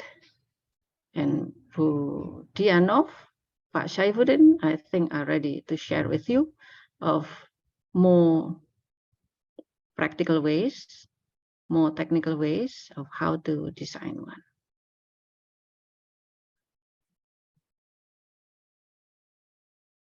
Okay. Yes, thank you, Bu Maisa. Maybe we need to talk about it outside of this forum, yeah. I think it's interesting. Yes, Yeah. I'll be very pleased, Prof. Yeah, okay. Yes, is there any other people? If not, then I will return it back to Farani. Thank you very much, Ibu Bapak, for having you in this opportunity. Hopefully what we are discussing today, and also that you will have from other speakers, will be of benefits for you and also for your students. Thank you very much. Assalamualaikum warahmatullahi wabarakatuh. Waalaikumsalam. Waalaikumsalam warahmatullahi wabarakatuh. Thank you, Professor Zuliati, for your comprehensive responses, and for Ibu Maisa for the question. And next, we would like to present Professor Zuliati with a certificate of appreciation for their valuable contribution to today's. Okay, thank you. Thank you very much.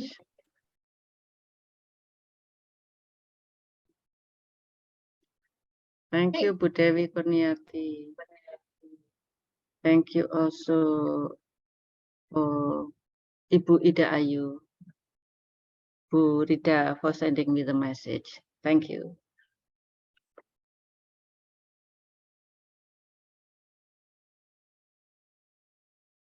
Okay, before we proceed to the second speaker, we kindly ask you to please fill out the questionnaire and English teachers' self-efficacy and supports in implementing Kurikulum Merdeka. Your responses will be very helpful to us in improving the other research that we are currently conducting. And the link will be shared to you through the chat box.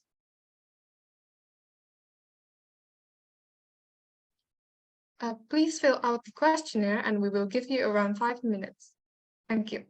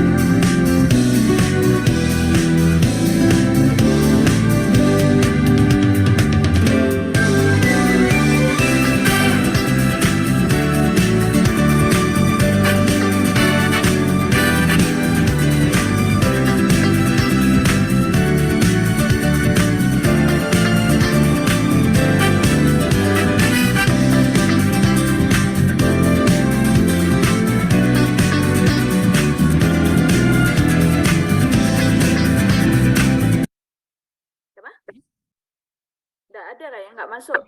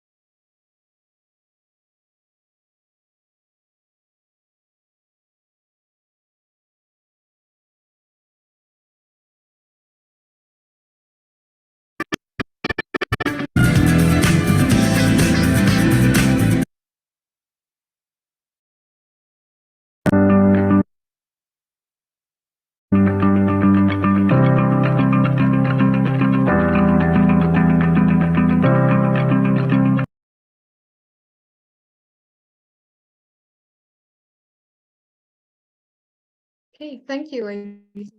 And now let's move on to the second speaker of today's event, Dian Novita. Mrs. Dian is a lecturer in the English department at Universitas Brawijaya since 2006. She also has the position of manager of training at Brawijaya Language Center. With over a decade of teaching experience, she specializes in TEFL or TESOL, language skills development, curriculum design, and instructional technology integration.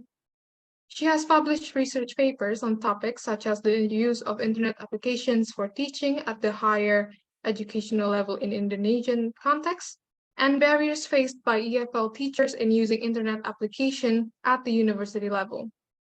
She has also contributed to the field by exploring innovative approaches such as enhancing poetry comprehension through visual arts and developing a content-based syllabus for the study program of anthropology. Her presentation today will focus on the topic of gamification. Please welcome Mrs. Dian Novita.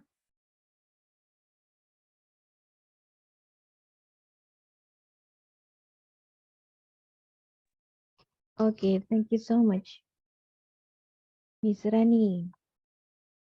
Finally, I'm back here.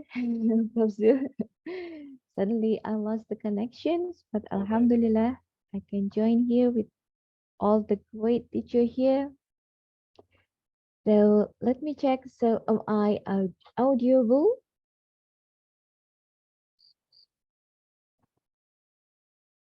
Yes, sir. Okay, thank you. Okay, just let me know, Mbak Rani, if I suddenly lost my connection so I can find a good source for to join here. Okay, good morning, Bapak and Ibu. It's honor for me to be here with all of the great teachers from all over the Indonesia, yeah.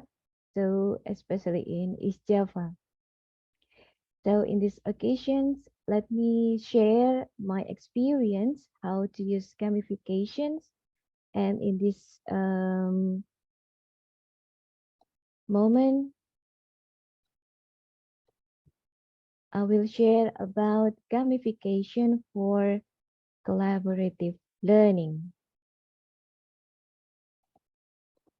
Allow me to share the screen.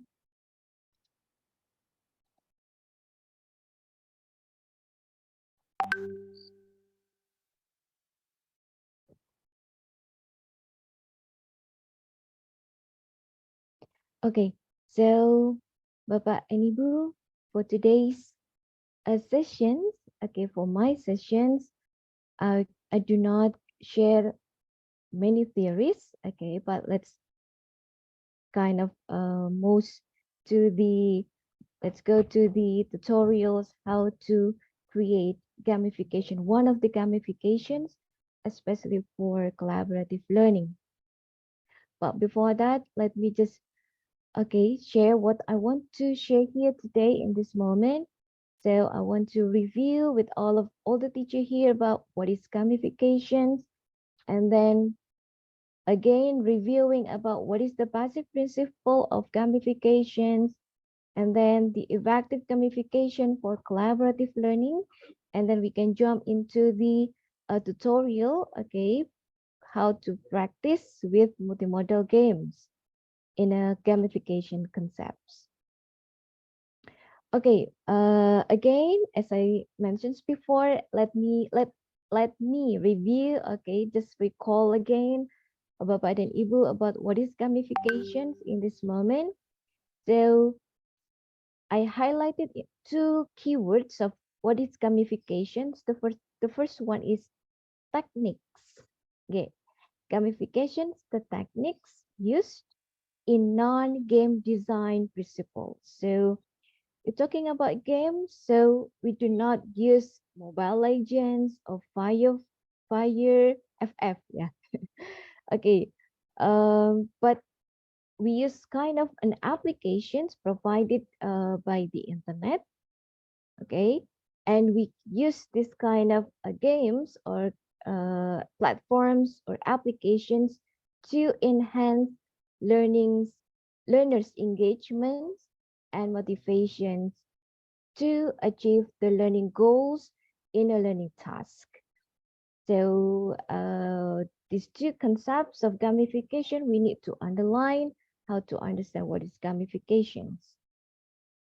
And of course, in the gamification, we also need to highlight the basic principles of gamifications. And I believe that every one of you here know exactly what's the basic principles of gamification, how we can use this kind of platforms or apps to identify as the gamifications or not.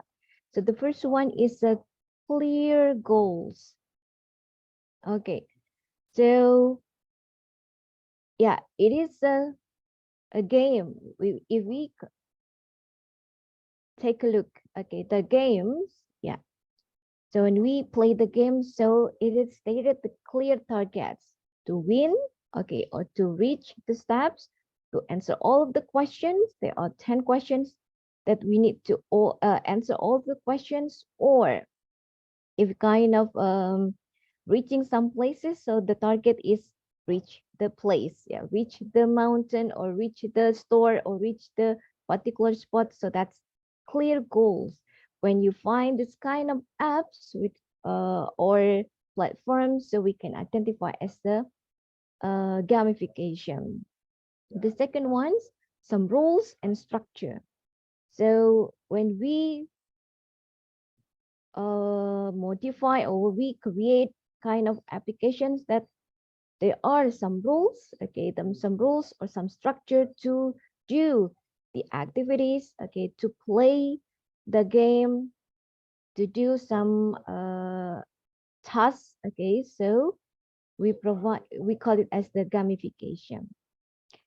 Okay, and the next one, of course, feedback and rewards. If we take in examples of quizzes, Kahoot, and other apps, we can see many feedbacks, okay, in the form of oral feedbacks or in the form of badges, written feedbacks, and rewards, yeah, just like emoticons, okay, or some badges of the rewards. So that indicate as the gamifications. And then engagement and interactivity. Yes, so this is why we choose the gamifications, because these platforms of these apps engage the students to focus on the learning process and also to focus on the content that we share, and also interactivity between one and another. And the 5, that's the motivation. Okay, that's to motivate the students in this learning because of the adrenalines. Okay, when we provide the games, competitions in the form of competitions, so that will provide that is boosting the motivations of learners. And the last things is the critical thinking, to stimulate the critical thinkings of the students. So when we provide, when some apps or the platforms provide some activities that engage the students to think critically or to use the high level of knowledge, so that's indicated as the gamification. Okay, next. Gamifications also offer several benefits that make it effective in collaborative settings or collaborative learning. As we review about the basic principles of gamifications to engage the learning and also to boost the interactivity among the students. So these principles can be both to create collaborative learning. So one of the benefits that we can take from gamifications to create collaborative learning, one is the social interactions and collaborations. So in this moment, in these occasions, I will share with all of you to pick up one of the gamifications and we practice how to use the gamifications, okay, collaboratively. And the second one, okay, the target goal. So when the students know the target, so when we ask the students to do collaborative learning, so every member of the students will have their own job description. Okay, for example, the target is to write a simple paragraph. So then each member of the group will notice what they individual jobs. For example, students 1 will find out the reference, students 2 will draft the outline, and then student 3 will proofread. Okay, so when we have set the target goal, so every member of the students can know exactly what they want, that what they do in a group working or collaboratively. Okay, so how to set gamification for collaborative learning, for collaborative settings. So the first one, you need to create a group working.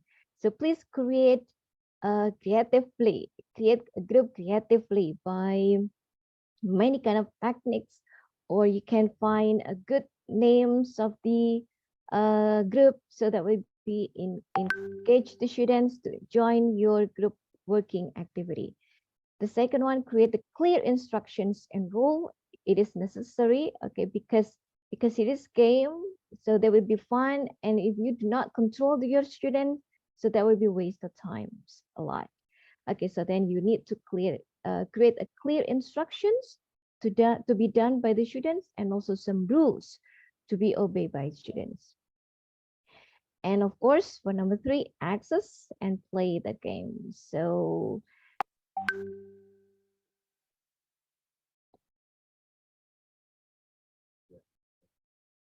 okay, back. Okay, so I invite of the participant here to use the annotate. Okay, you can use the annotate in the left side.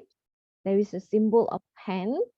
And I invite you, which of these apps you have ever used in your classroom?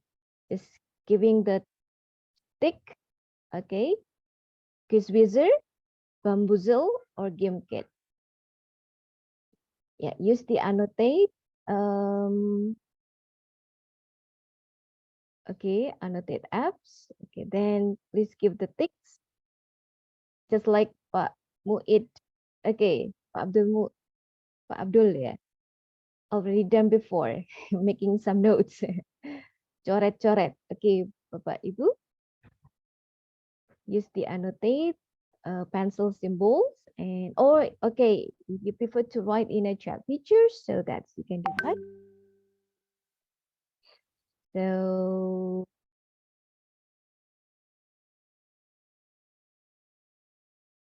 please write down which apps that you mostly used in your class. Bamboozle. Yes. Okay. None of them. Never use them. Okay. Pak Hendra, Bamboozle. Okay, thank you.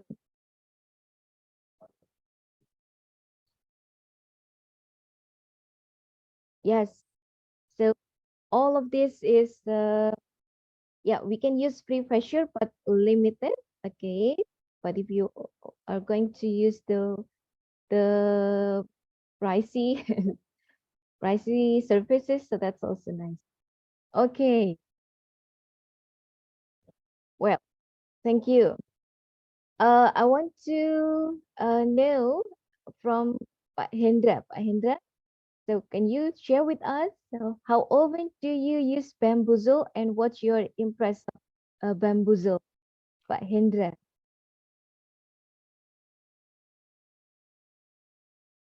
Oh, yes, hello.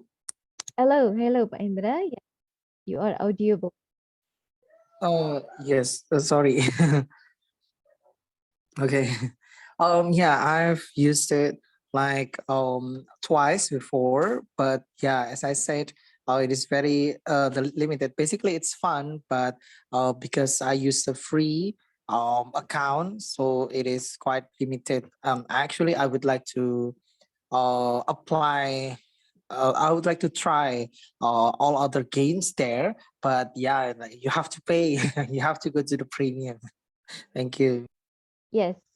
So what's your impression, Pak Hendra, in terms of the Um, ability, okay, the features when yeah, you with an activity with I think it's good. My student loved it, but I think we have to really take a look at the games before. You know, it kind of shows the question first, right? Before you give it to the student. You need to really take a look at the question first, because in sometimes the questions in one game is too much, or there are some questions which maybe not relevant, perhaps with the context that you are teaching, perhaps not relevant with our culture and so on. Yeah, and basically it's fun, but you really need to check all the questions provided there. Okay, yes. Thank you for the tips and trick from Pak Hendra. Okay, Bapak dan Ibu, so in this opportunity, I would like to share with all of you here. One of them is about Bamboozle, okay, and also Quiz Wizard and Game Kit. If you want to explore more about those apps, so we can share in the next sessions, in 5 sessions, mentoring, so we can play and we can practice a lot how to use Quiz Wizard and also Game. Okay, so for in this moment, I would like to share with you all how to use Bamboozle. Okay, so yeah, a Bamboozle. This is an online game style learning platforms. Yeah, game style learning platforms that provide to engage the classroom. Okay, but that's quiz based. So this is the interface of the Bamboozle website. Okay, so you can maybe okay, thank you, Mas Dio. So Mas Dio already provide the link. So if you use a laptop or computer, so you can access the link and we can try to explore Bamboozle. So I have already signed in, okay, or log in this my account. So if you okay, it's still new, so you can log in first or sign in first using your Gmail account, okay, or any kind of email account. So let me directly go to my library.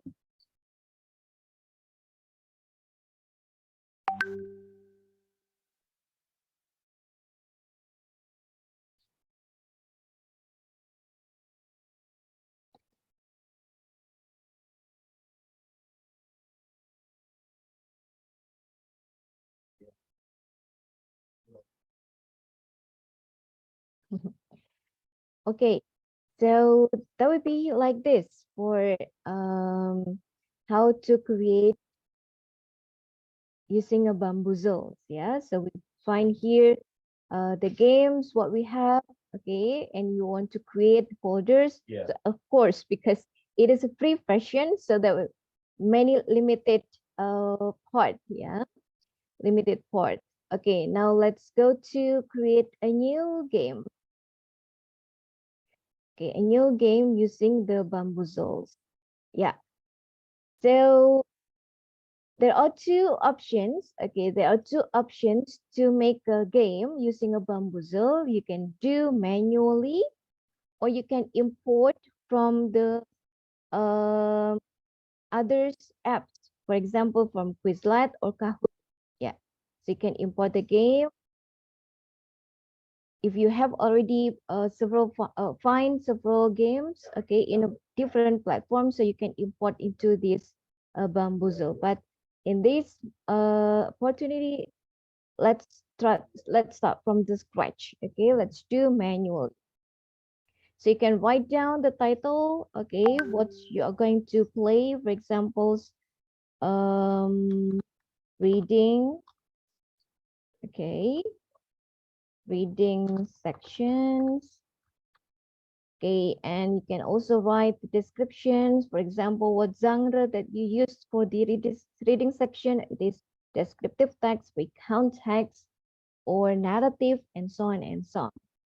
And then the language, okay, it's not necessary for the text. You can write it down, okay, or not.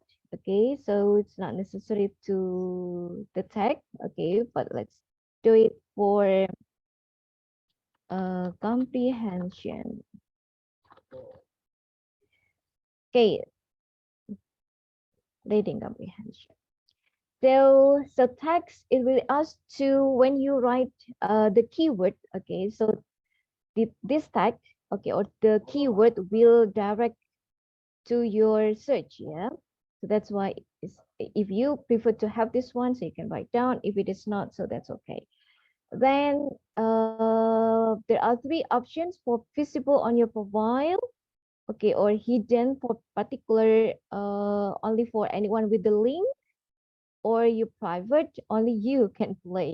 Okay, so usually I just use public because I will share into my students, okay, easily. So this is accessible. So then okay, I need to create descriptive text. Make a game.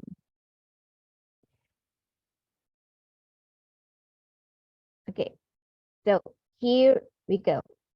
So here we have the multiple choice, yeah, for the multiple choice. So this is for the accessible for free versions, yeah. So we just only use the multiple choice. So you can write the questions and then write the answers, okay, and then decide for the true answers, okay, and you also can set the point, okay, the point of the each item, yeah, the point of each item. If you prefer to have the picture or image, so you can click the red, the pink color actually. And here Bamboozle provide the gifts, okay, but we cannot say we cannot use the image because this is free versions, or we can also use the stickers, okay, the stickers, the tags, okay, and the relevant things. Yeah, the reasons that we have used before. So you can pick up one of them that you prefer to have, okay, or yeah, in a image. or if you have to upload your own picture, okay, when you create from the Canva probably, or you have create before, or just download from the Google, so you can just choose and then upload, or you can just provide the link, okay, here and then upload. So the picture will appear in this bamboozle. Okay, now let's start with the first one. Okay, who is the name of the first presenter today? Okay, so let's find Professor Zuliati. And then, okay, so that's the Zuliati Rohmah. Question with image, okay, or question answer with image, or question with image. So which one do you prefer? Okay. So if you're done, so you can just save. Come up into the second questions. Okay, so already appear here, the first question, and then you come into the second question. How many sessions of today's webinar or training? Yeah. Okay. Thank you, Bu Elinda, for writing here. Okay. Yeah. And then you can write the answer here. How many sessions? 3 sessions. And then done. Okay, yes. So if it is already done here,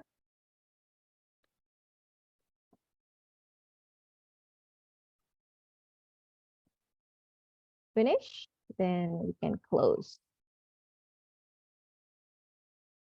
Okay, so we have 2 questions what we have here, and then we can start to play. Okay. Or slideshow first. Reading sections.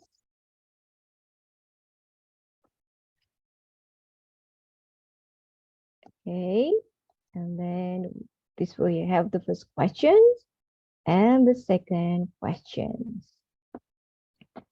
Okay, then we can play. Okay, so because this is free version, so we just only have the bamboozles, yeah. So here, if you are going to have the theme, so how many themes? Because this is also free version, so we just only create 4 themes, yeah. For example, that I create 4 themes, okay.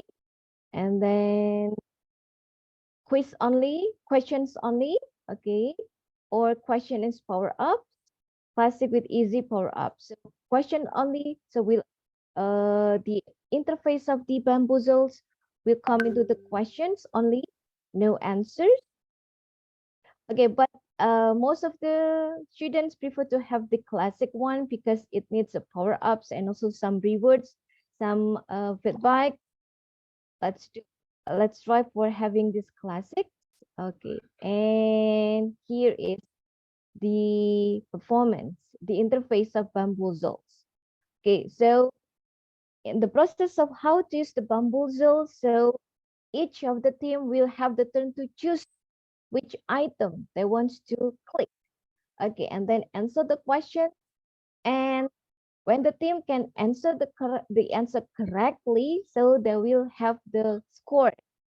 As we said before, yeah, 15 points for each item.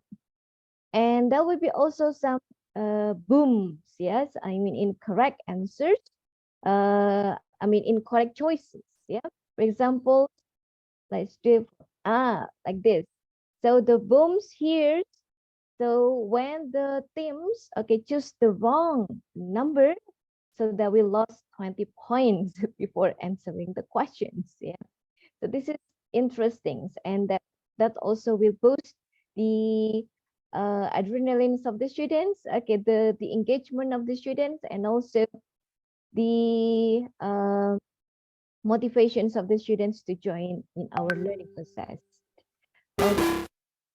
Okay, so the second themes will, which number to choose? For example, number 4. Okay, so who is the name of the first presenters today? And let the team 2 answer the questions.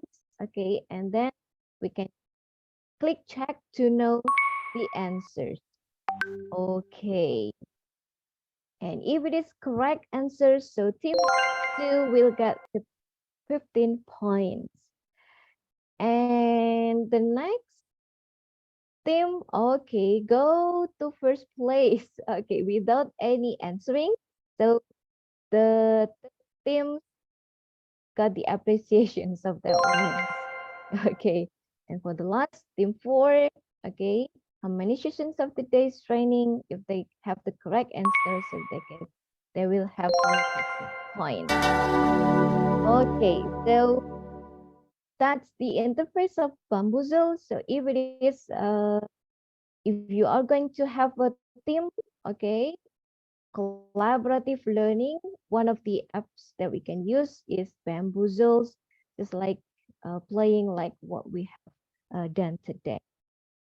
Okay, so that's about the Bamboozle. Before going further to the next, is there any questions before? Or the questions will locate in the end of this session. Okay, Bapak and Ibu. So I'll go back to the other gamifications that we played today. The second one, I also want to share about game based on the survey. Okay, so there are also some participants familiar with game. What about Bapak Ibu? Is there any one of you familiar with GameKit, or probably you have already used GameKit in your classroom? And Bapak Ibu, you can you can write in the chat box. Okay, yes, thank you, Bu Hotmania. Never. Okay, Bapak Ibu. So let's start with GameKit.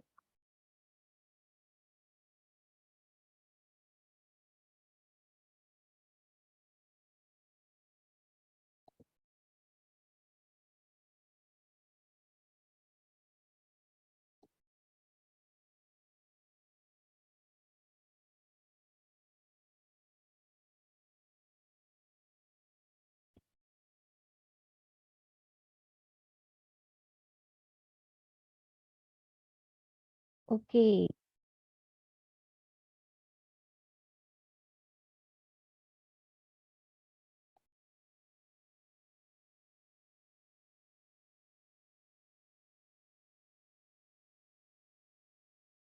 Bapak dan Ibu, apakah sudah terlihat?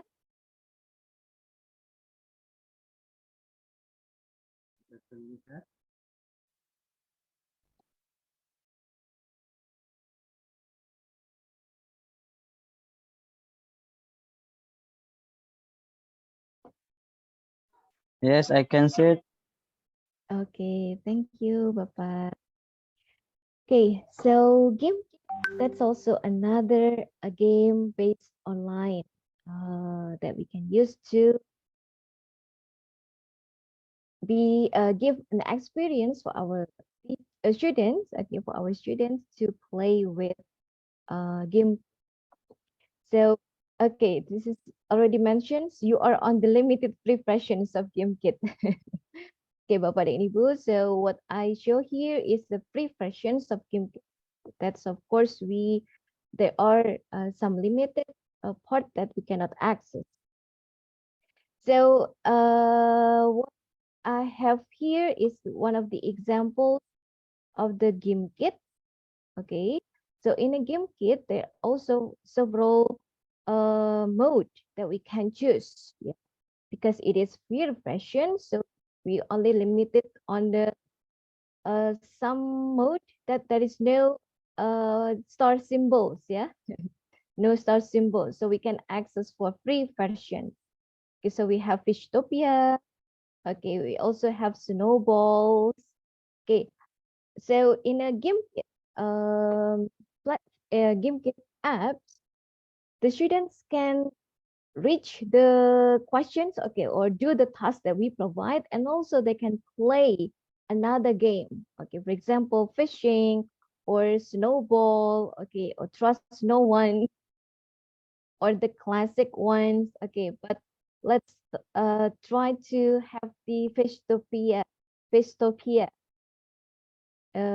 experience. Continue. Okay, so for the game durations, we can set here 10 minutes, 20 minutes, or we have, because limited time, let's have only 2 minutes. Okay, and then for baits allows players once, okay, to have fishing, allow items drop. Okay, students drop cast of fish for other to pick up, okay, because that will be more engaging. Okay, and also if you prefer to your students to create, okay, to generate the nicknames, so you can do that. If it is not, so you can just let close. Continue.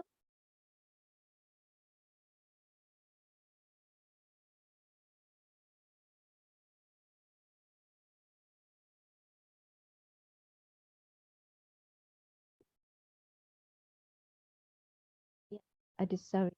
This is bit trouble with the connection, so please, yeah, we'll wait for a while.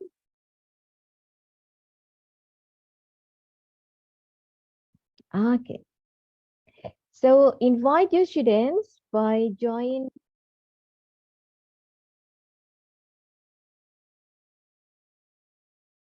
Okay, join to gimkit.com and then entering the code. Okay, so then Bapak dan Ibu, I invite you to join into this simple examples of GameKit by join into go to gimkit.com. Okay, then print out the code into the available space, yeah, in a game. Then we can start. I can start the play if there is some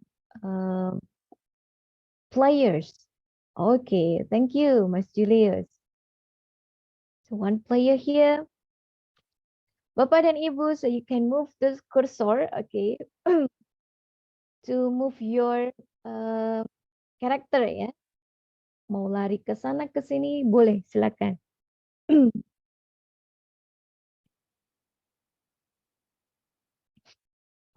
Kamen Rider, oke.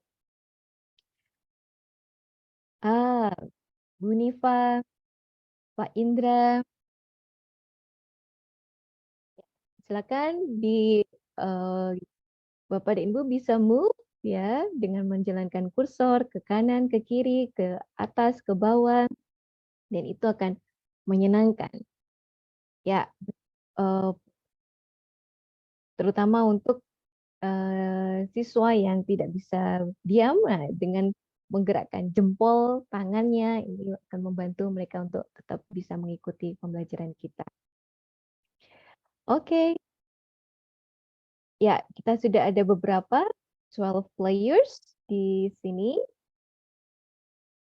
Jadi, let me start the game. Dan Bapak Ibu masih bisa join ya. Tadi karena saya sudah buka akses, walaupun sudah saya start game, yang terlambat datang bisa ikut juga masuk di dalam permainan GameKit ini.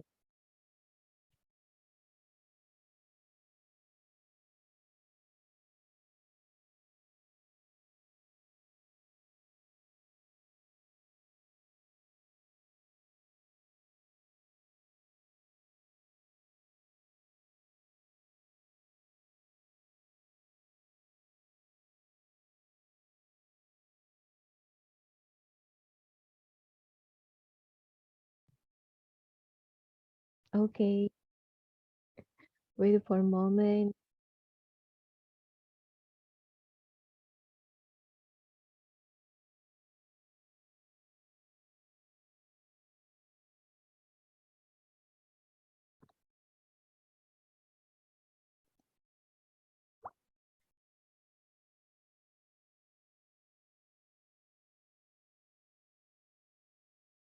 Oh my goodness.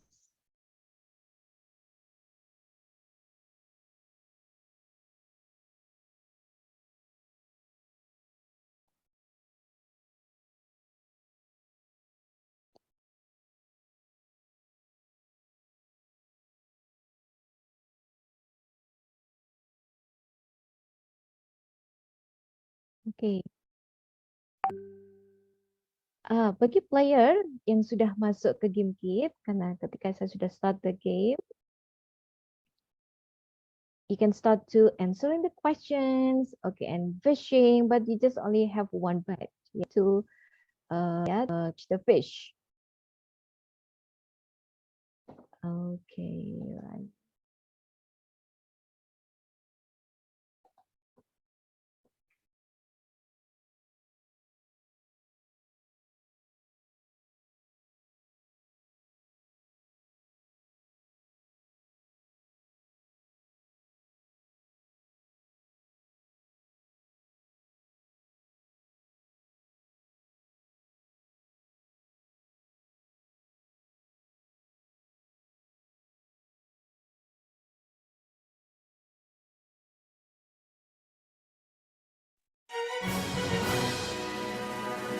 Yeah, thank you. Okay. So this is the report. Okay, back to lobby. Yep. So here we go. The code is thank you. Sudah bermain-main game over yeah, because that's only a few questions. Okay, and I just only set 2 minutes. Yeah, the duration for the game only 2 minutes. So if you prefer to have longer time, okay, to play this game, just to attract your students, so you can set longer time. But because of the limited time, I just set 2 minutes. Yeah, so that's of the performance of game kit. Now we can go back to the apps. How to create a game kit. Basically, Bapak dan Ibu, creating a game kits and others are almost the same, yeah. But then the mode provided by the apps that will have the different experience for the students. So we can click new kit in the right corner, up, new kit, okay.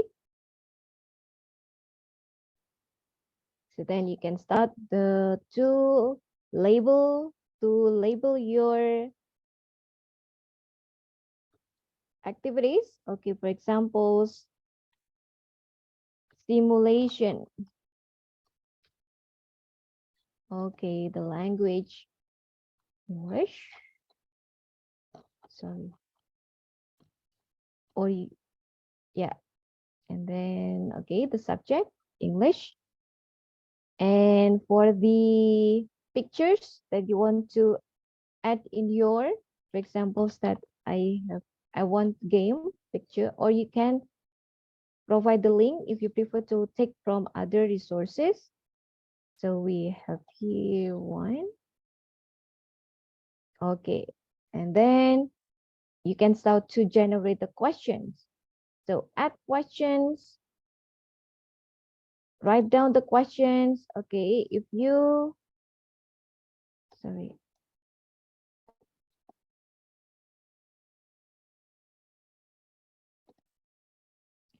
Okay, so multiple choice. So there are only 2 options, yeah, multiple choice dan text input.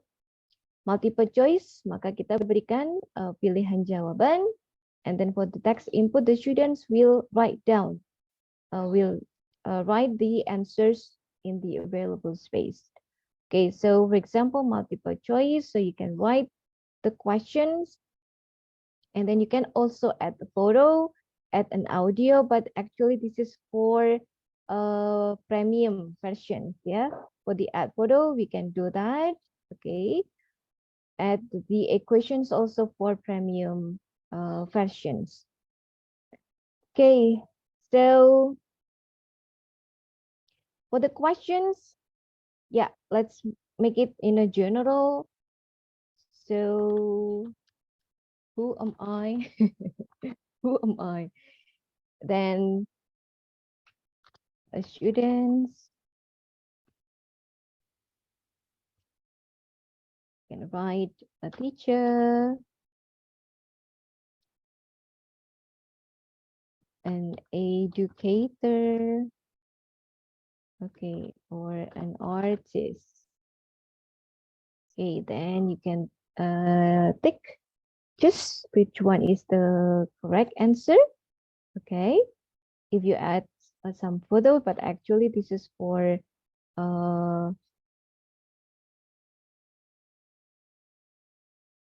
premium versions, yeah. And then add. Ta-da! Okay, so here we have the first questions, and you can generate another questions.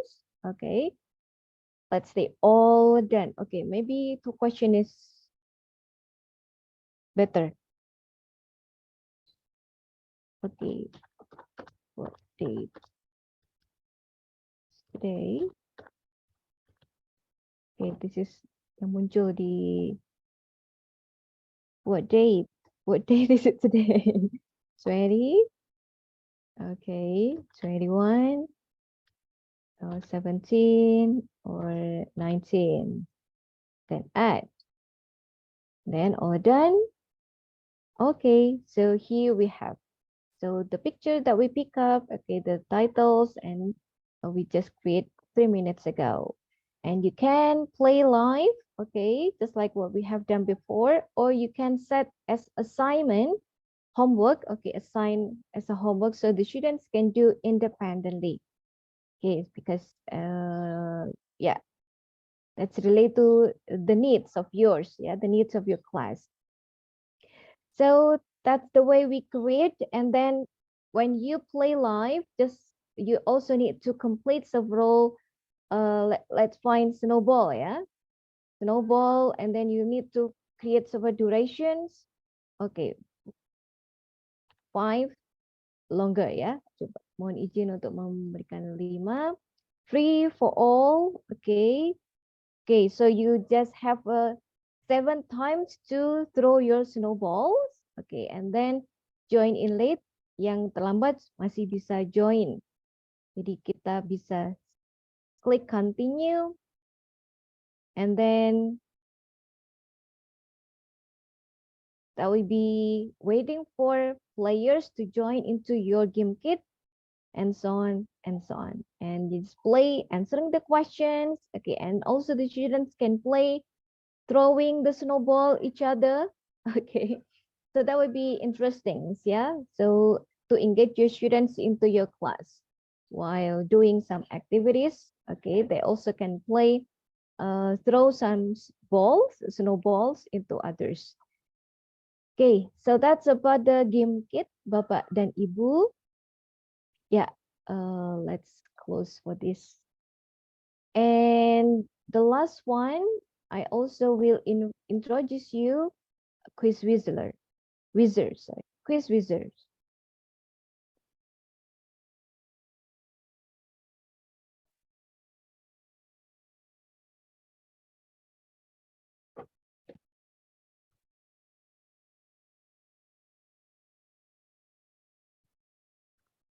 Basically, this app's also the same, Bapak dan Ibu. So that's quiz-based activities, quiz-based apps for your students, but it is more fun, yeah, more fun and also more interactive.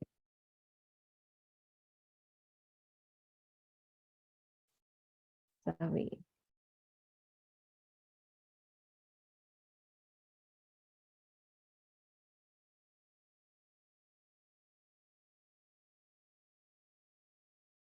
Okay, here we have quiz wizards.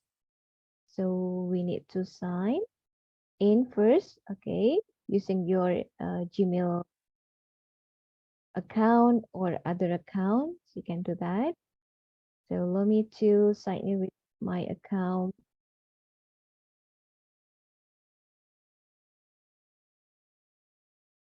And what we have is the free versions of Wizards.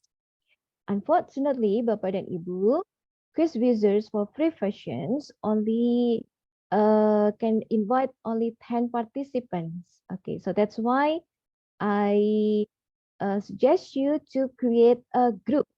Okay, to create a group. So consisting of a few students in one group. So you can create 10 groups. So every groups can access for this free versions quiz wizards. Okay, so I provide you an examples for the quiz wizard. Okay, let me show you first. Okay, live race. Okay, I set for live playing here and then continue. Okay, and you also need to set some needs of the mode. Okay, the options. You can randomize questions for each player. If you prefer to have this one, so you can on for the randomize.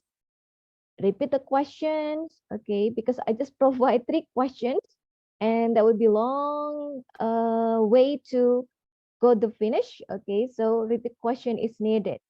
But if you can provide many questions, okay, and different questions to all of your students, so that would be better for you.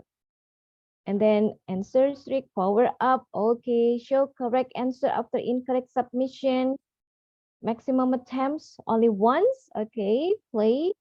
If you have, okay, for the avatar, this one also will engage your students to choose the characteristics, the avatars of choices, yeah. So let me choose the anime. Yeah, so the students can choose the favorite avatars, okay, to play the game. Okay, choose the anime collections. Okay, and here we go.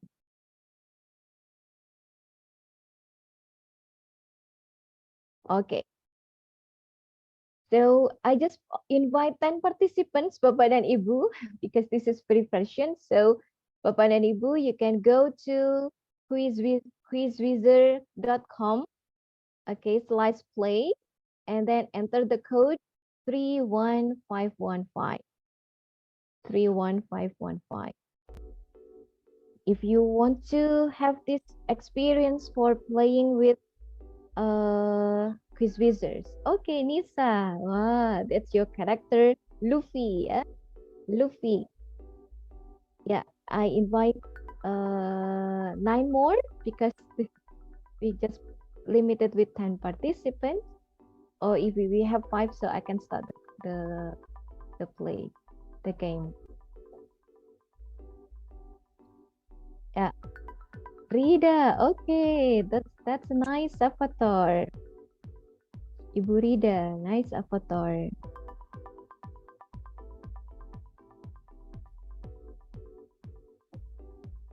Ibu Mira, okay, so cute avatar.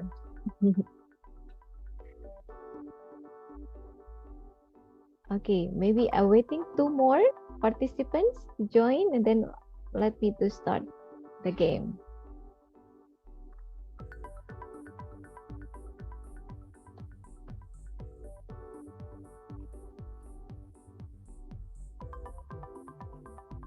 Okay, that's all. Okay, Pinky.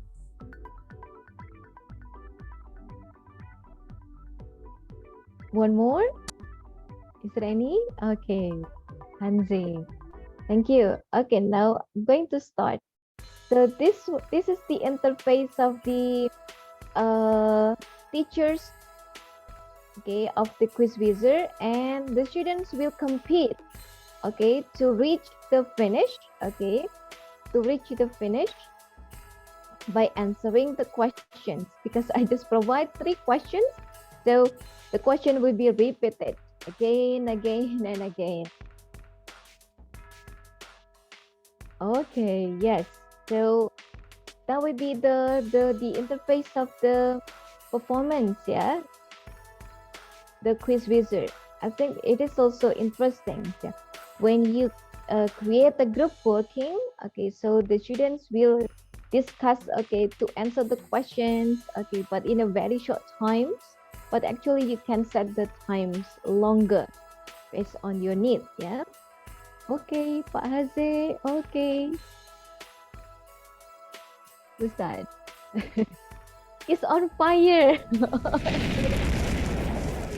Yes, so Chile is also on fire. Okay, so that would be both the students, yeah, to go further. Okay.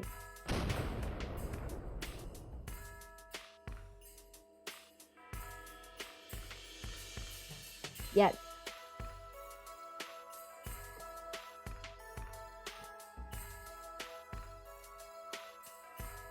Be careful with the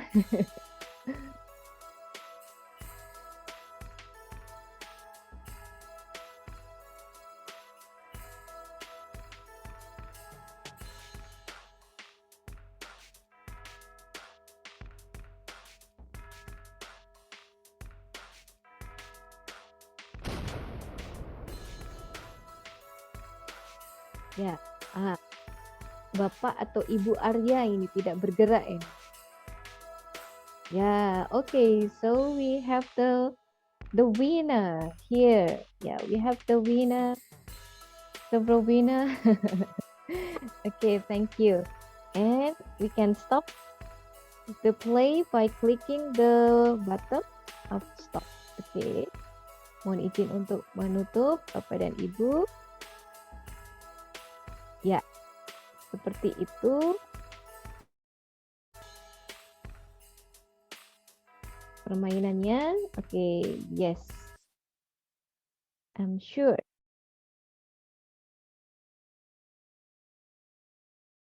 Seperti itu performance atau aktivitas yang bisa kita gunakan menggunakan quiz wizard. And now, if you want to create your own, so let's make it. Make a game. Okay, so first of all, Bapak dan Ibu, you need to choose from the templates. Yeah, so let's click here. So quiz wizard already provide some template. Okay, itu play, yeah. And there are several spots or dots, yeah, as target to reach. Ada banyak template-nya, Bapak dan Ibu bisa memilih yang mana, which one do you prefer. Okay, that's also based on what kind of materials and activities you are going to create. Yeah.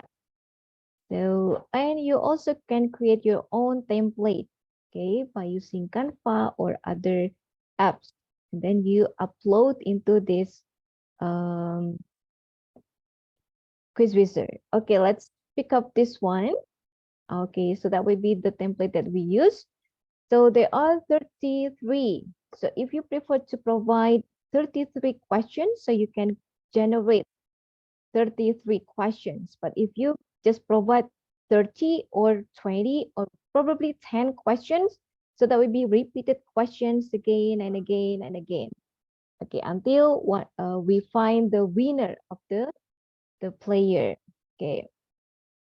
And then the spaces, so if you prefer to have the square or the circle, okay, the spaces like, or if you prefer to have the image, okay, so you can also choose the image. Okay. Wood, but that's too small, Bapak dan Ibu. Ya, di sini akan muncul spacesnya. Which one do you prefer to have? Okay, apakah image or that's enough for having the square or the circle or the image? Boleh Bapak Ibu. Okay, let's having the square. Okay, and this is for player movement. If your students can answer correctly of the questions, so he or she can move forward 2 spaces or 1 spaces, so that you can do that. Katakanlah karena pertanyaannya sedikit, maka saya berikan 3, bisa maju 3 lebih cepat kalau jawabannya benar. Okay, if it is incorrect answer, so your student also can have the punishment. Okay, move backward. Okay, mungkin 1 saja. And for the music, you can have the default provided by the quiz wizard, or you can choose which one music do you prefer to have. Okay, and if you want to test the music, you can play to check. Okay, so this one is the spooky music background. Okay, so that's wow. To create aural, yeah, to create the aural mode, yeah, as the one of the characteristic of multimodal. Okay, or you can provide another music background for your play. If you're done, so you can come into the questions. Okay, the next one, you need to create the questions. So add questions. Okay, add the questions. So you can choose multiple choice. Okay, multiple responses if the answer more than 1. Numerical answer, okay, for mathematics or probably for other courses. Short answer, true and false. Open-ended questions, drag and drop into text, ordering, okay, and slide.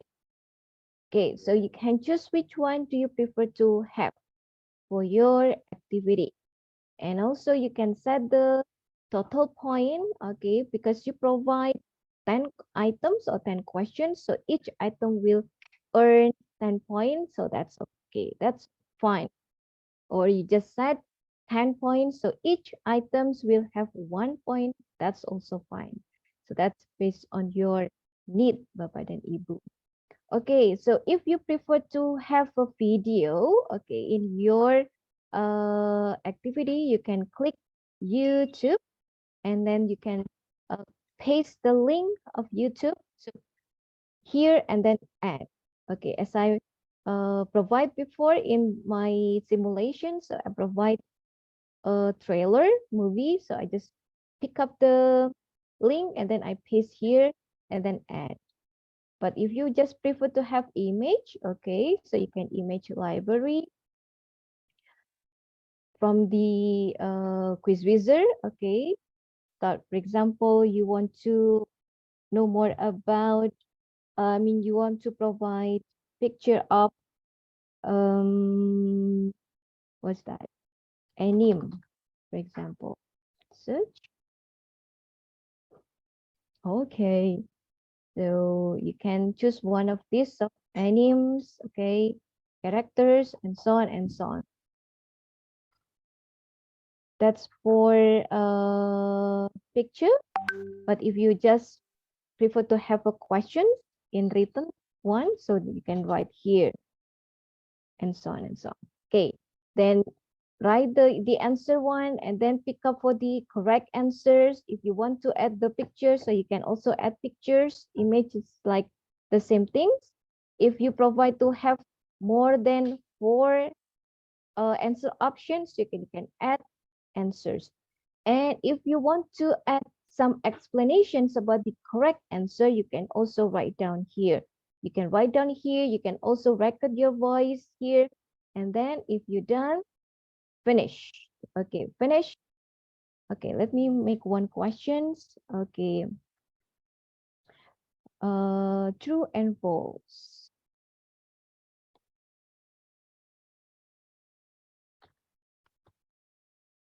Webinar series. Okay.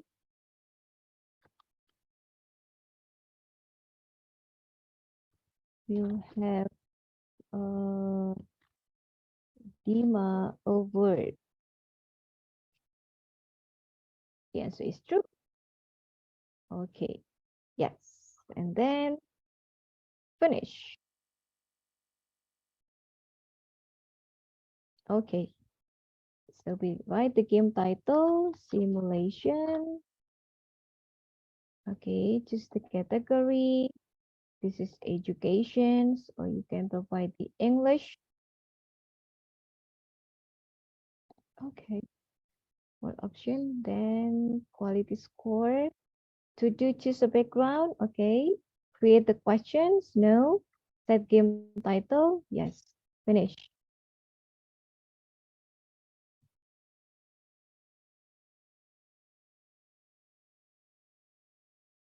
So that's the way how to generate the questions using a quiz wizard. And you can start, invite your students to join your activities, and there will be fun activities. Okay, Bapak dan Ibu. So I think that's all for today's sessions of mine. Okay, about gamifications for collaborative learning. If you have further questions, so wait. Okay, you can write down on the chat box. But if you prefer to have a direct question, so that will be located in the end of the sessions. Thank you so much, and take over to return to Mbak Rani. Thank you very much, Mrs. Dian, for the enlightening session. And next, we would like to award Mrs. Dian a certificate of gratitude for their valuable contribution to today's webinar.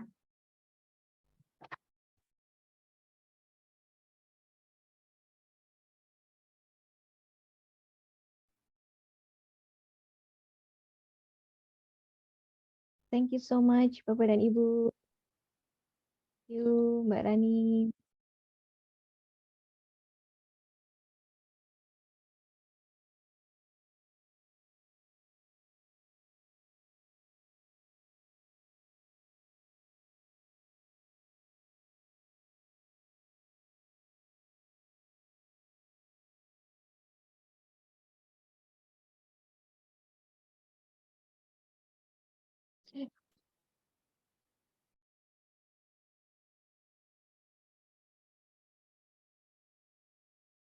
Thank you, Ms. Dian.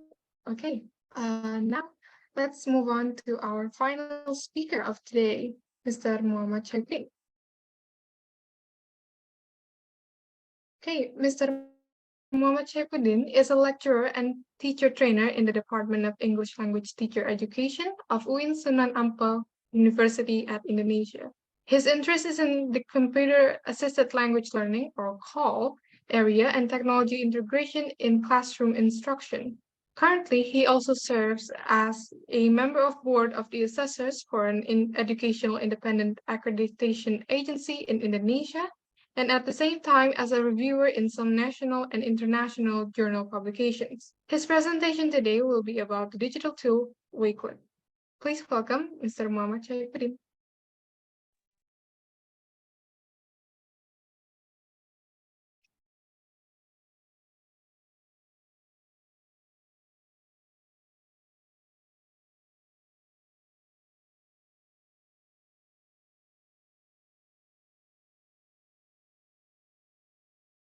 Thank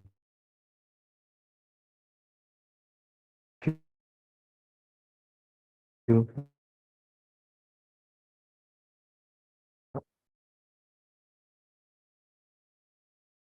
Assalamualaikum warahmatullahi wabarakatuh. Can you hear my voice?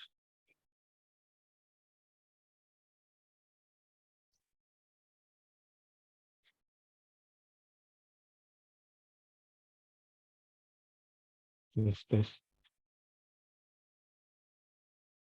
Yes, yes, we can hear you, Odin. Okay. Thank you, Bro.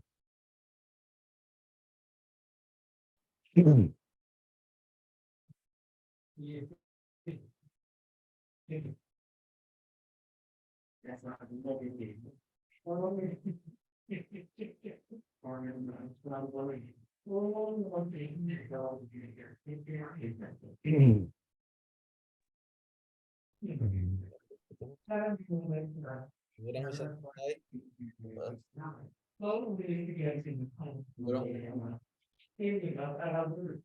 Baik, Bapak Ibu.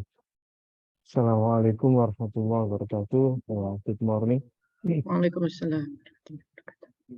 Bapak Ibu, I will not speak English all the time, probably. I'm afraid if I speak English all the time, I cannot get all the meaning across to you. So I will switch code between bahasa Inggris and bahasa Indonesia. Bapak Ibu sekalian, the tendency to collect is a natural human instinct.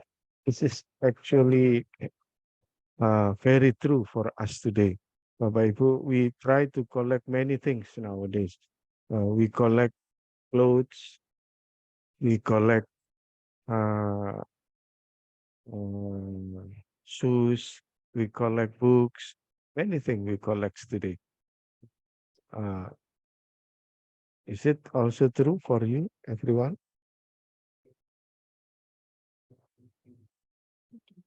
True, sir. True. True, yes. Okay, thank you. So nowadays we collect probably digital things, yeah, like NFTs. We collect diamonds in games and etc. etc. So it's human nature. It's human nature. Apa aja di koleksi. Why do we collect things? It's because it's human desire. It's because collecting things make us happy. Some people collect flowers because when they look at their collection of flowers, it makes them happy. Some people may collect clothes, bags. Why? Because when they see them, they feel happy. So people collect things because of this reason, happiness. Like Bapak Ibu. Another things why people collect things is because it is for intellectual satisfaction. When we collect things, we want to show off to other people. We want to show that we actually have more knowledge that we can use to show to others. So we do collections for sometimes as part of the background knowledge for sharing when we talk with others. Why we do collections? Because it's a form of self-expression. For example, when we do the collection of, for example, we collecting watches. For example, when we collect bikes, cars, for example, for those who have money. So they want to show actually, this is me. I am a collector. So that is true for every human nowadays, I believe, yeah. Because it's again, it's the tendency to collect. The tendency to collect things is human instincts. When we are online nowadays, we also collect things.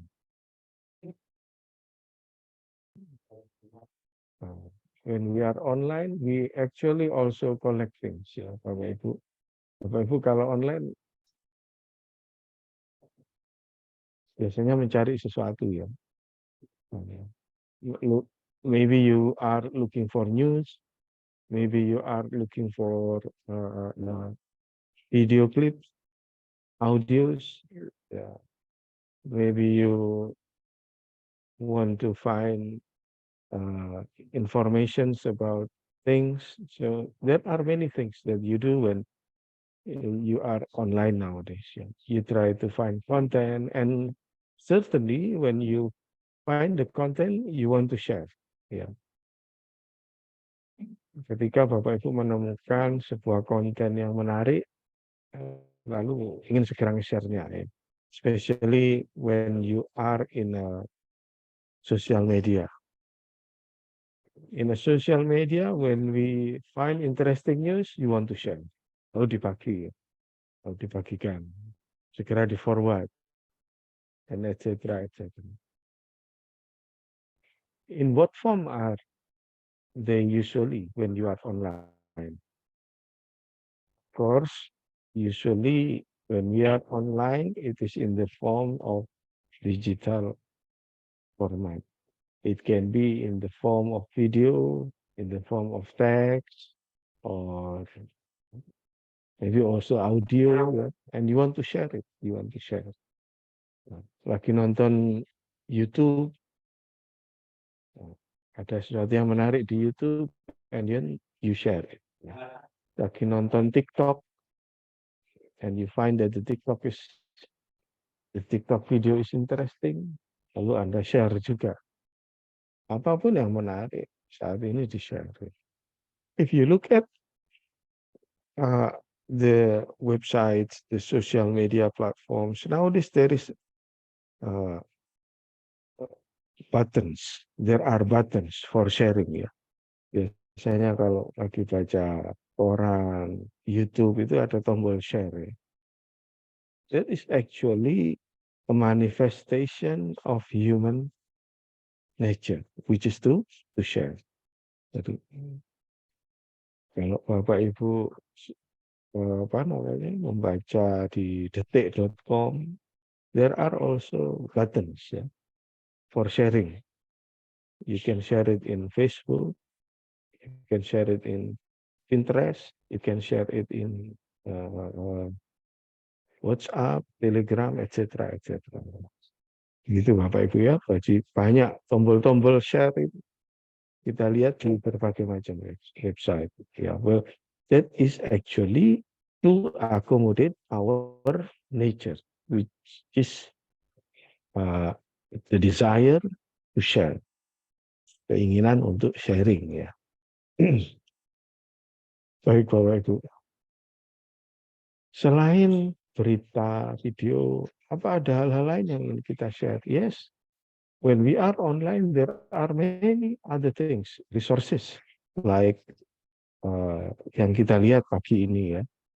Ada resources seperti Bumdoodle, ada Gimkit, maybe you will see later Canva, you will see later Wakelet, Powtoon, Prezi. So those are resources, ya.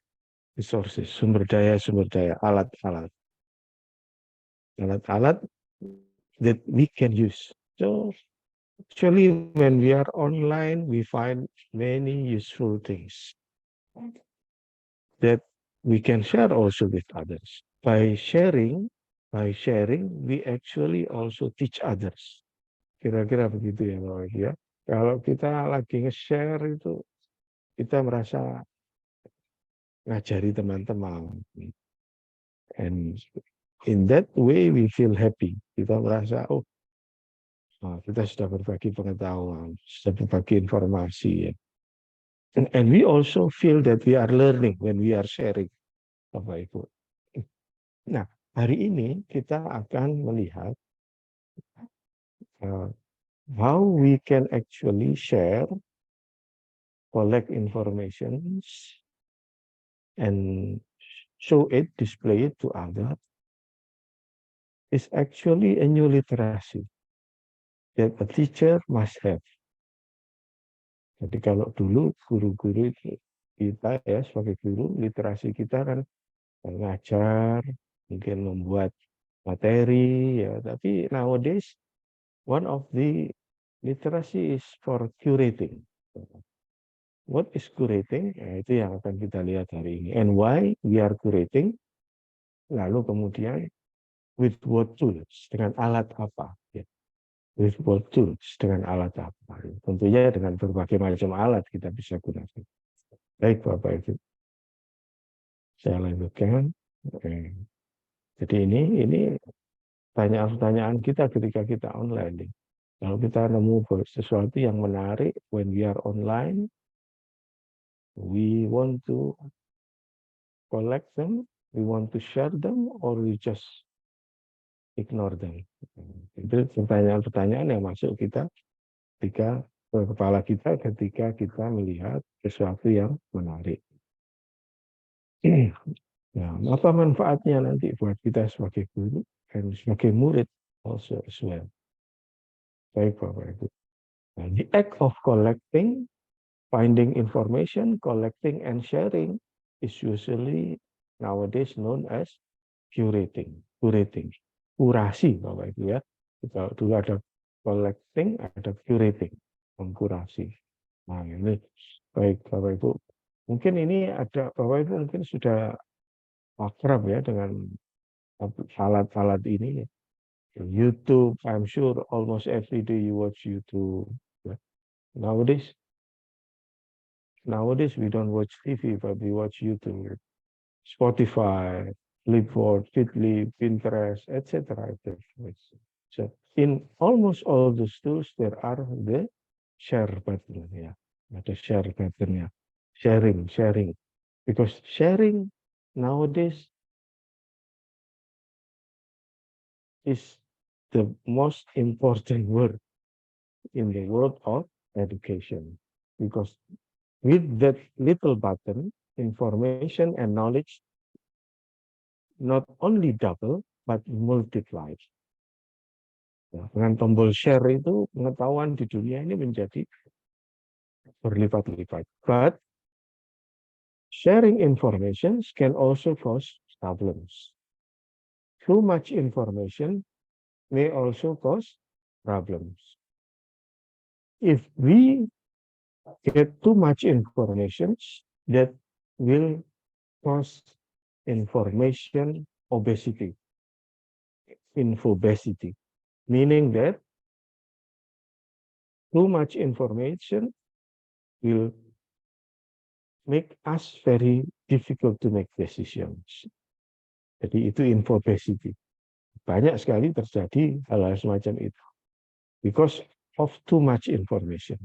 Karena terlalu banyak informasi, kepala kita sulit mengingatnya.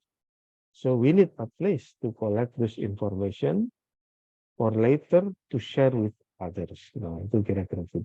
Baik Bapak Ibu semuanya, nah, ini ada beberapa alat-alat yang saya yakin Bapak Ibu sudah akrab ya. Ini nanti ada sedikit tentang alat ya, alat yang saya pakai, saya contohkan di sini untuk mengkoleksi informasi. Karena informasi semacam ini perlu dikoleksi. Lalu kita bagikan ke peserta didik kita. I still remember years ago, when I was a teacher, I have to create the materials myself and then share with the students.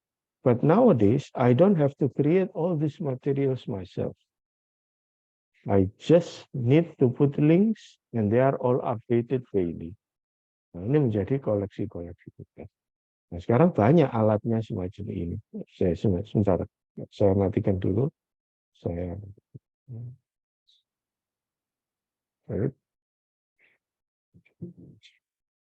okay, wait. Not this one.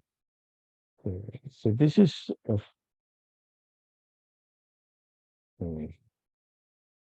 just now. This is one of the tool for sharing ya. Ini sharing. Apa manfaatnya for the students? Nah, kalau beberapa tahun yang lalu saya cerita tadi, I have to create the materials for teaching and learning myself. But nowadays, I just collect them from the internet. And they are all always updated. And they are from the first-hand author. Jadi author yang ahlinya. I don't have to create this, but I can share with the students. And what is important is that they are all arranged in such a way for helping students to achieve one learning objective. Nah, itu yang lebih penting lagi. Jadi materi-materi ini saya organisir dari berbagai macam sumber sesuai dengan tujuan pembelajaran. Oke, saya matikan lagi, saya tunjukkan. I will show you the other.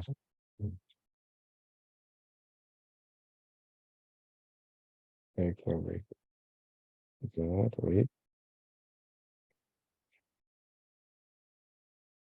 I'm sharing. Okay.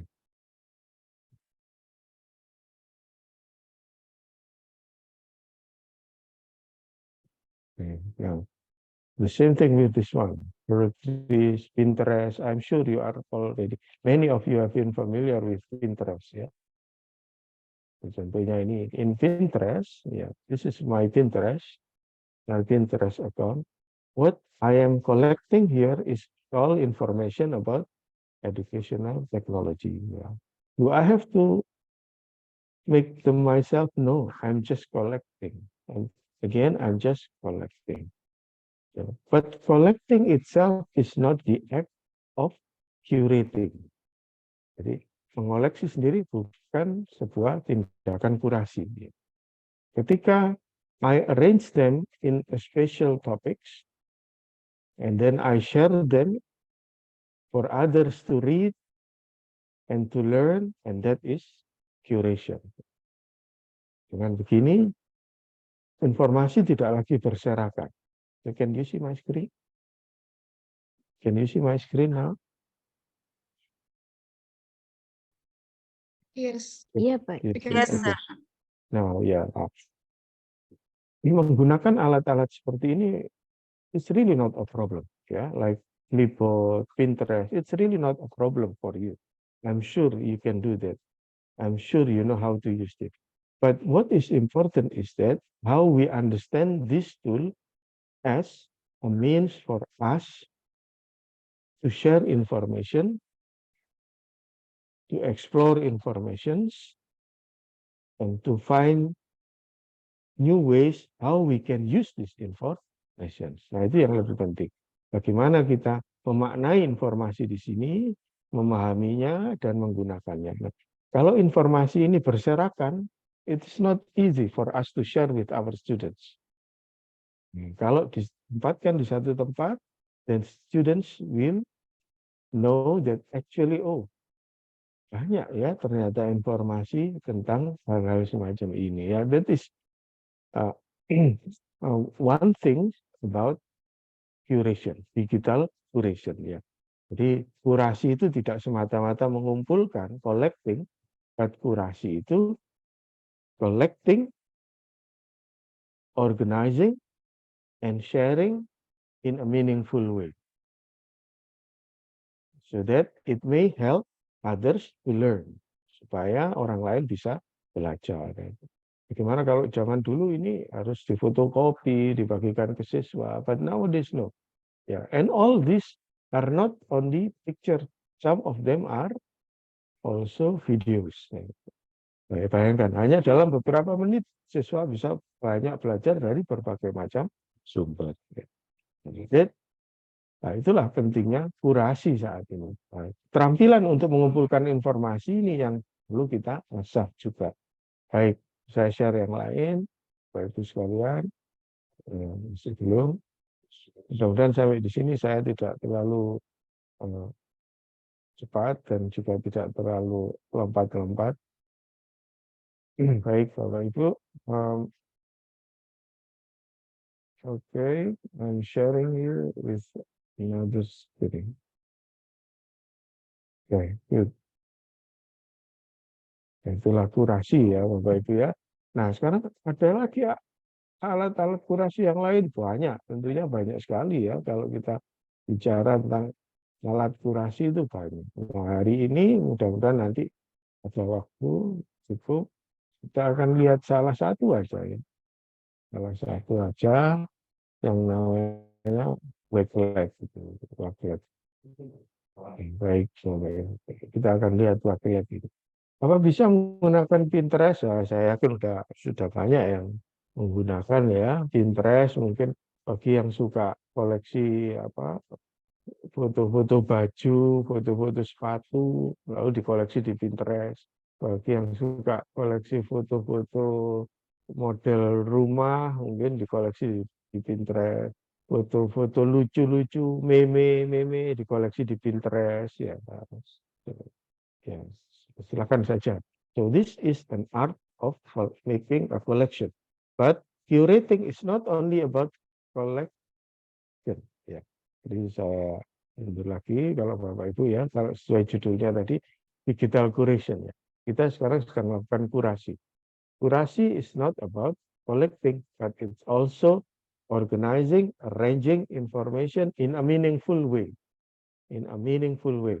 So that others may learn from our collection. Nah, kalau sekedar dikoleksi saja itu hanya personal ya, tapi kurasi itu juga for others. Juga buat orang lain supaya bisa belajar dari koleksi kita. That is curation. And for teachers, curation is very important today because that will help not only the teachers but also the students. Informasi dari murid tidak lagi dari satu buku, tapi dari berbagai macam sumber. Kalau zaman dulu, murid itu belajar hanya dari satu textbook saja. But with curations, with digital curations that we create, students will learn from various different sources. Kayak seperti di YouTube misalkan ya. Contoh ini saya tunjukkan apa yang kita lakukan, kurasi apa yang kita lakukan saat di YouTube. Ini saya tunjukkan juga ini. Saya kasih contoh agak banyak supaya paham maksud saya dengan curation. Bapak Ibu. Baik Bapak Ibu. Saya mau share screen tentang YouTube. How we do curations. How we do curations. Share. Baik. Using YouTube. Nah, Bapak Ibu. Coba misalkan ya Bapak Ibu ya. Now, this is what I usually do. Click. And then this is my channel. Okay.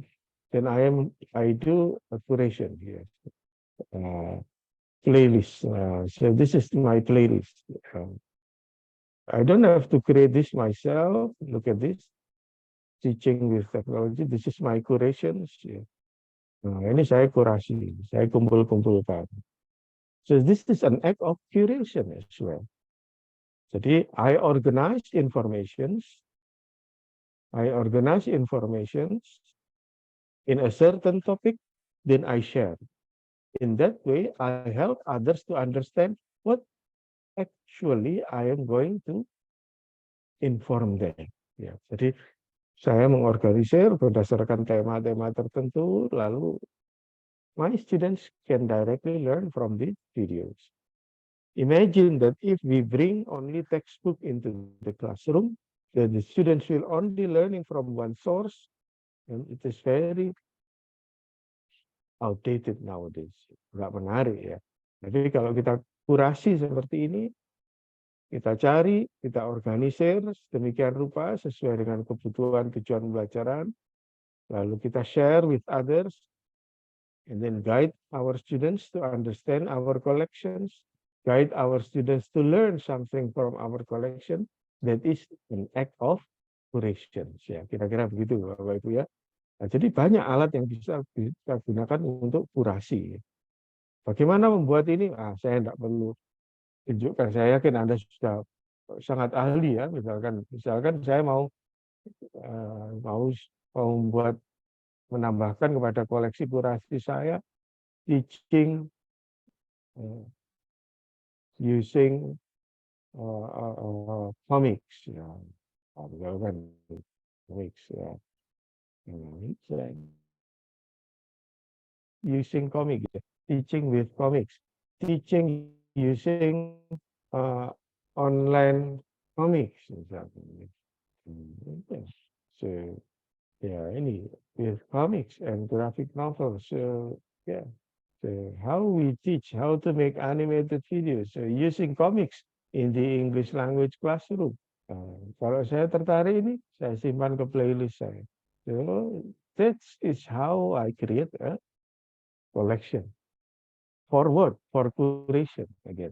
Collection for curations. Baik, sampai di sini. Sebelum saya lanjutkan, is my explanation about curation clear, Bapak Ibu semuanya? Kira-kira saja. You may answer in the chat box, yes or no. I will give you another example if it is not too clear. Is my explanation about curation clear, Bapak Ibu? Okay, thank you, Bu Nelly. Yang lainnya clear ya? Jadi ada curation, ada collection. It's not only collecting things, but it's also for curating. Baik, Bapak Ibu. Nah, itu kalau kita menggunakan YouTube. Bisa kita gunakan apa lagi ya? Banyak sekali. There are many tools that we can use for curation, Bapak Ibu. Oke, ya ini.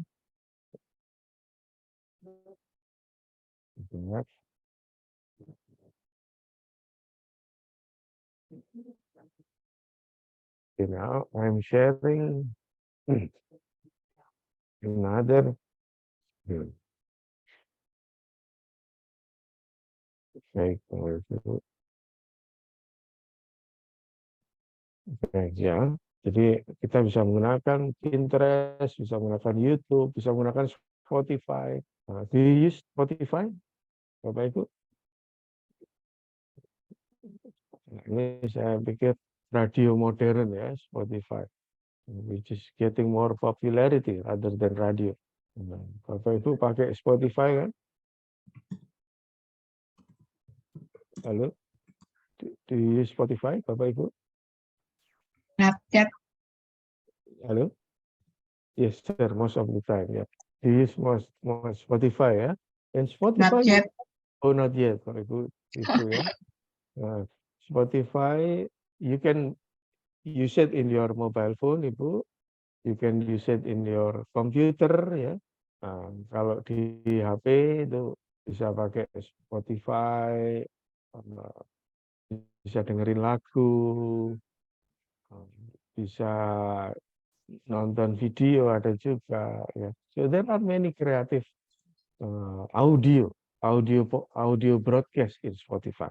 Nah, kalau tadi di YouTube itu kita mengkoleksi for kurasi ya, kita mengkoleksi for kurasi video-video pembelajaran, but in Spotify we are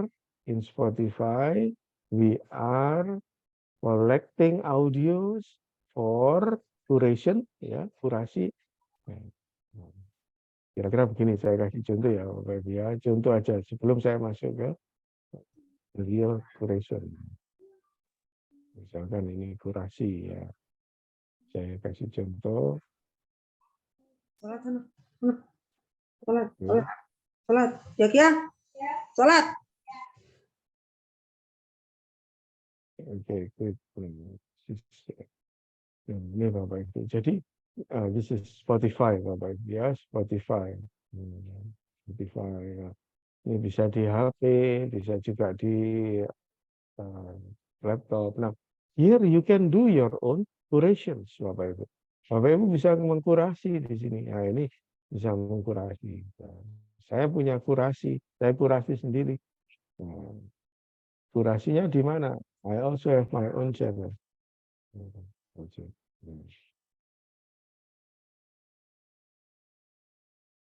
Ibu, saya juga misalkan ini ya. Ya, ini Bapak Ibu. So this is a collection as well. Nah, so I'm doing a collection here. So I don't have to create it myself. I'm just collecting here, ya. I can also create a playlist. I create playlist like this one, ya. Seperti di mana? Di YouTube tadi. So again, it's the act of collecting, analyzing the content, and sharing with others. That is curation, ya.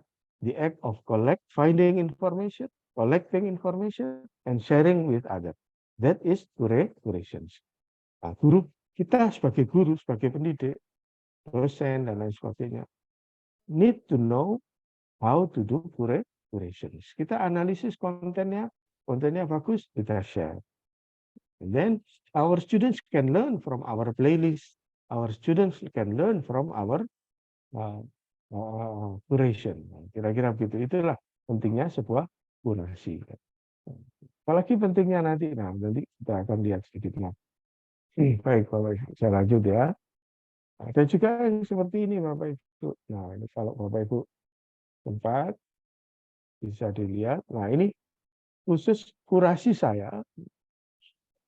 Ini hasil kurasi saya dengan menggunakan Wakelet. Nah, salah satu aplikasi yang saya pakai ini, Wakelet ini. Bapak Ibu, kalau mau bisa diketik ini, bisa juga di-scan, silahkan.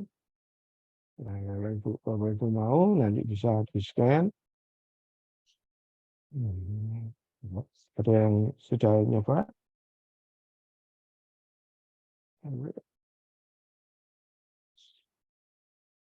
Oke, dulu sih Bapak Ibu. Ya.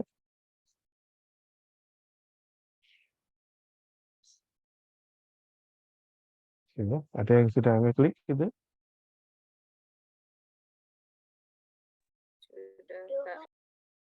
Tidak. Oke, what is it there? Yang ada di sana apa? Recording in progress.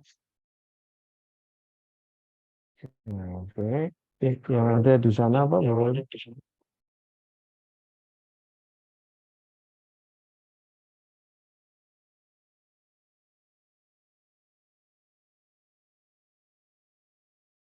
What can you see there? Bapak Ibu?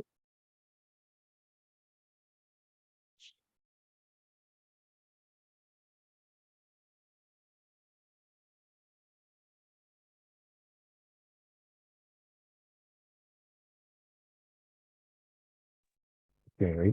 Yes, language learning resources. Language learning resources. Yes. Yep. So, yeah. What do you think? Do I make them myself?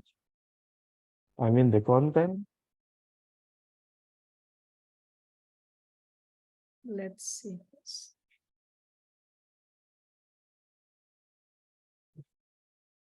Do I make them myself? No, of course not. Yeah, No. No, of course not. Yeah, Yep. no. It is just a list of some course not. YouTube. So this Yeah. sources. Yes, sources. Yes. Collection. Again, Yeah. I'm finding these informations. I'm finding these informations, and then I collect them. So I analyze them, whether it is suitable with the objectives of my lessons, and if it is suitable, I put it here. And then from these collections, I share with the student. Now, is it difficult? No, it's not difficult. It's easy. Bapak Ibu, it's easy. Sangat mudah sekali. Gimana Pak caranya? Nah, pertanyaan saya. Bapak Ibu punya Instagram kan? Nah, apakah Bapak Ibu pernah belajar atau kursus menggunakan Instagram? No. I'm sure no. You can automatically use Instagram. When you use Facebook application, apakah Bapak Ibu kursus juga? No, tidak perlu kursus ya. Automatically you use Facebook, and now you enjoy Facebook. You enjoy Twitter yourself. So the same thing when you are working with all the apps that I just mentioned. Pinterest, Flipboard, Wakelet. Now what I'm showing you is the Wakelet. Wakelet. I'm sure it's not difficult. Just download it and use it. Nah, di sinilah Bapak Ibu, nanti kita bisa share ke siapa? Ke murid-murid kita. And we can also invite our students here to add, untuk nambahkan lagi. Menambahkan apa? To add contents. Karena informasi kan banyak ya Bapak Ibu ya. informasi tidak hanya dari kita. Kita minta murid-murid untuk menambahkan informasi juga begini. Once I had a project, I asked the students to do a curations for the purpose of preparing holiday trip. Lalu kemudian, what do I ask them is, I want them to collect as many informations about the destination place. Contoh, saya minta mereka untuk mengumpulkan informasi tentang Bali, where to stay, where to rent a car, which places are good for spending some money for souvenirs, and where to buy food, dan sebagainya. And it worked. The students collect many informations and then they put it in Wakelet. And this is a very good resources for other students when they are learning about the destinations. Nah, seperti itulah Bapak Ibu. Jadi that is the act of curation. Jadi bagi seorang guru sekarang kurasi ini penting sekali. Bayangkan kalau kemudian kita punya sebuah unit ya. Kita sebuah unit 1. Unit 1 tentang things at the hospital and we are teaching English. What are there in the hospitals? So we can put for example, we can put videos about things at the hospital. Sesuatu di rumah sakit. And then we also put some videos about conversations between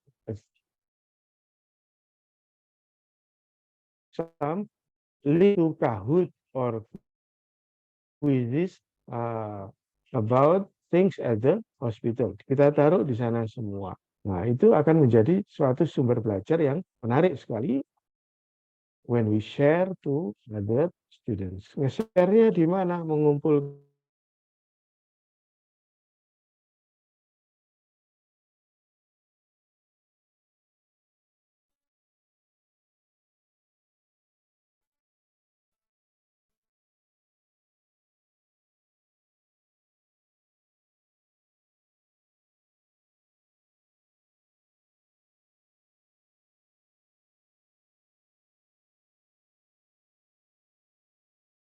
our students. Nah, kurasi.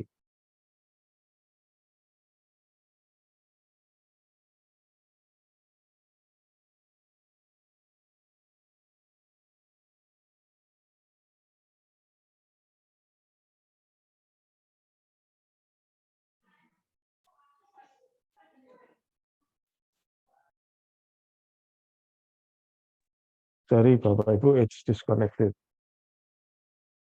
Okay.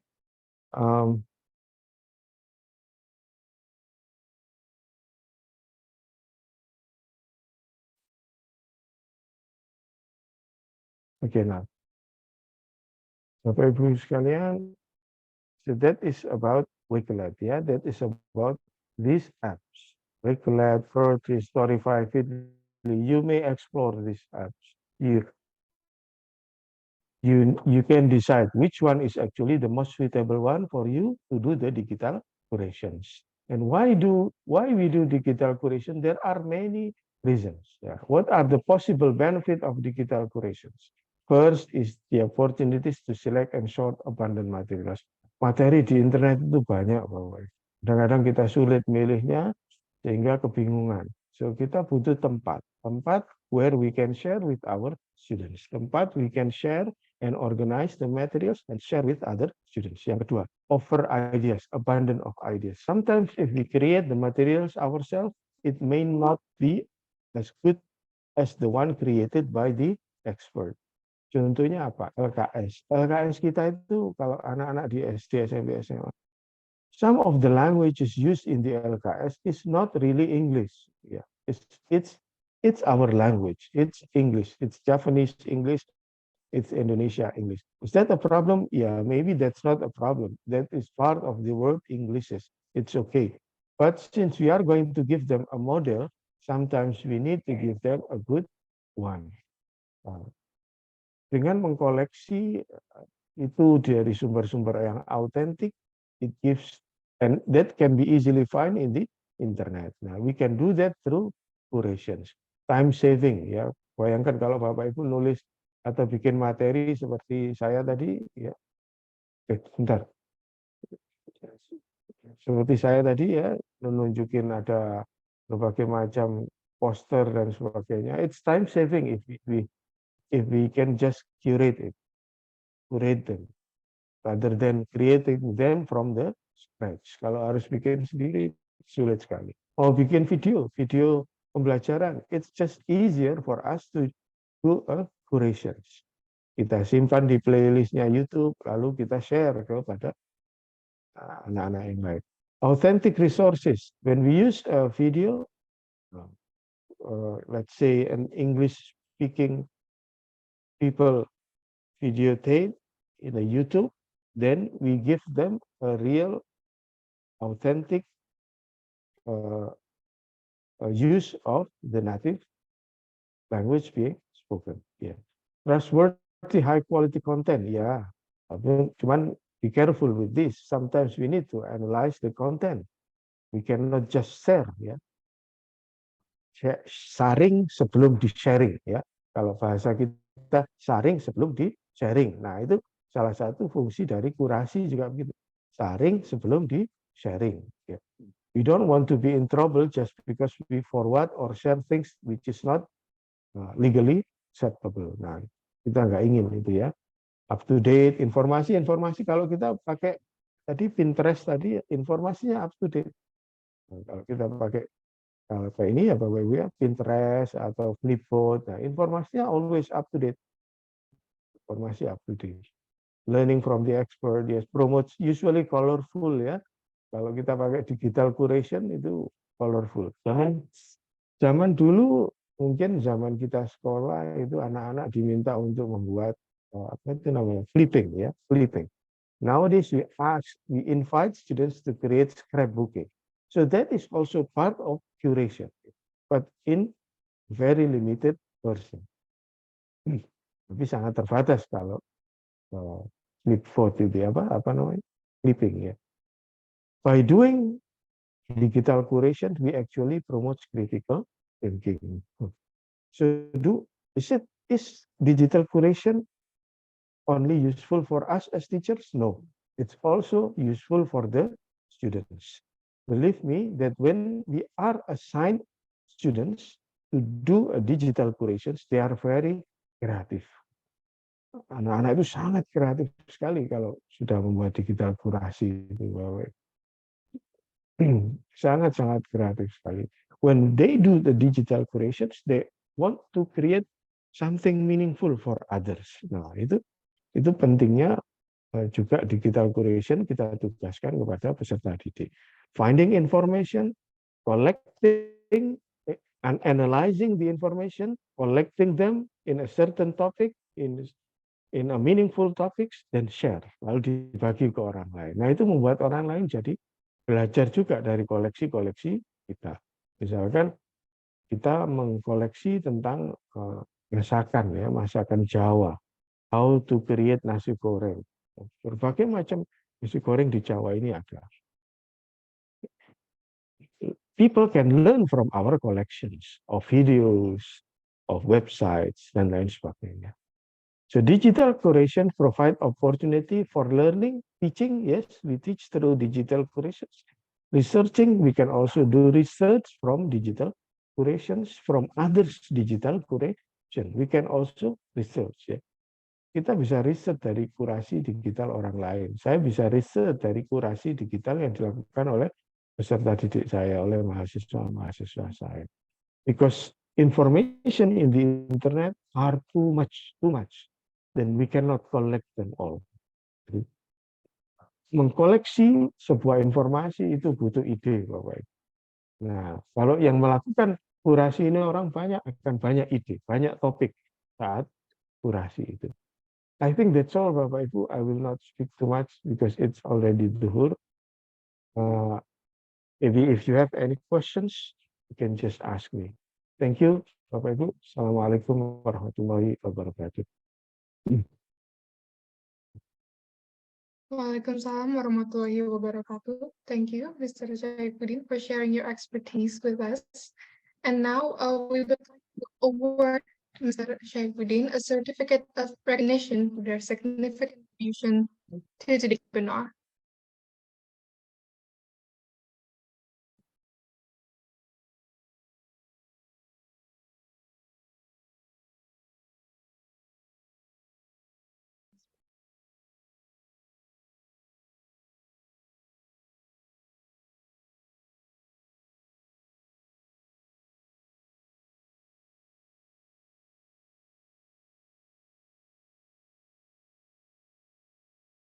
Thank you, Mbak Resvarani.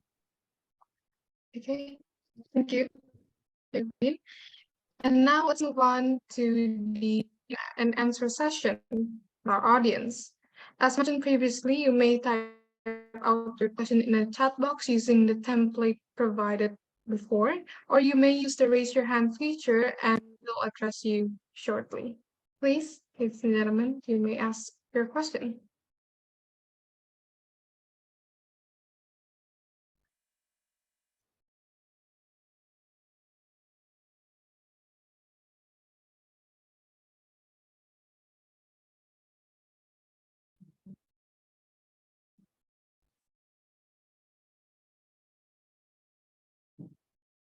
Yeah, looks like we have a question here from the chat box. I'll read it. How can we promote students' critical thinking through digital curation? Yes.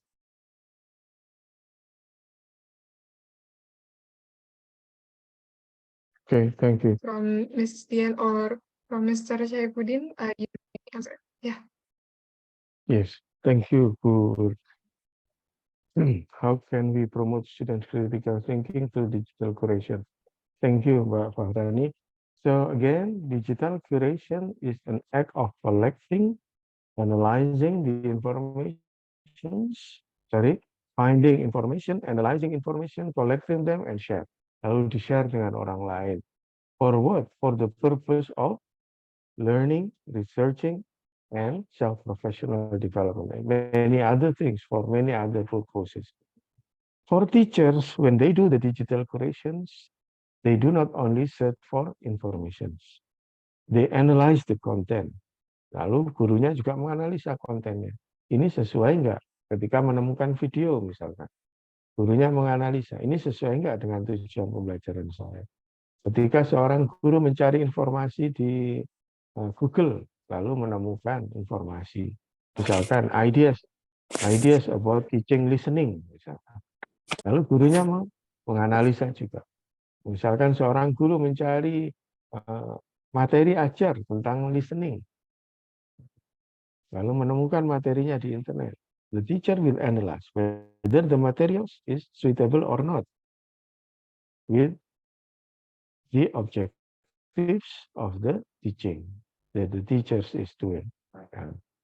Setelah dianalisa, lalu dikumpul-kumpulkan, dikoleksi, entah itu menggunakan Pinterest atau Wakelet yang saya demonstrasikan tadi.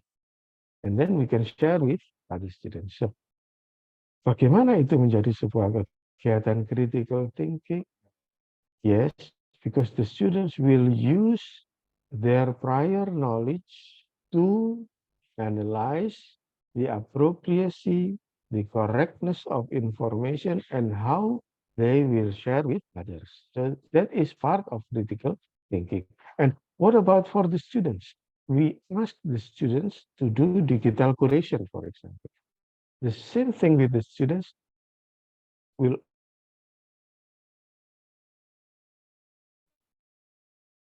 murid-murid kalau kemudian dikasih tugas digital curations, oke, anak-anak coba bikin sebuah kurasi digital untuk tujuan pembelajaran kali ini. Apa tujuan pembelajarannya? Live at the hospital. Misalnya saya kebetulan pikiran saya hospital ya, live at the hospital. Lalu kemudian murid-murid akan mencari informasi. tentang kosakata di hospital, about the professions in the hospital, about the conversation in the hospitals, anything related to the hospitals. Kita minta anak-anak untuk mengkoleksi informasi-informasi itu. Di mana? In the internet, of course. Nowadays, in the internet. Bisa nyari dialog at the hospital. Di mana? Di YouTube. Bisa mencari podcast. Tentang apa? Tentang dialog in the Spotify. Lalu dikumpulkan di tempat yang sama tadi. Di tempat yang sama di mana? Bisa di Wakelet, bisa di Pinterest, bisa di Flipboard, di tempat-tempat yang saya tunjukkan tadi.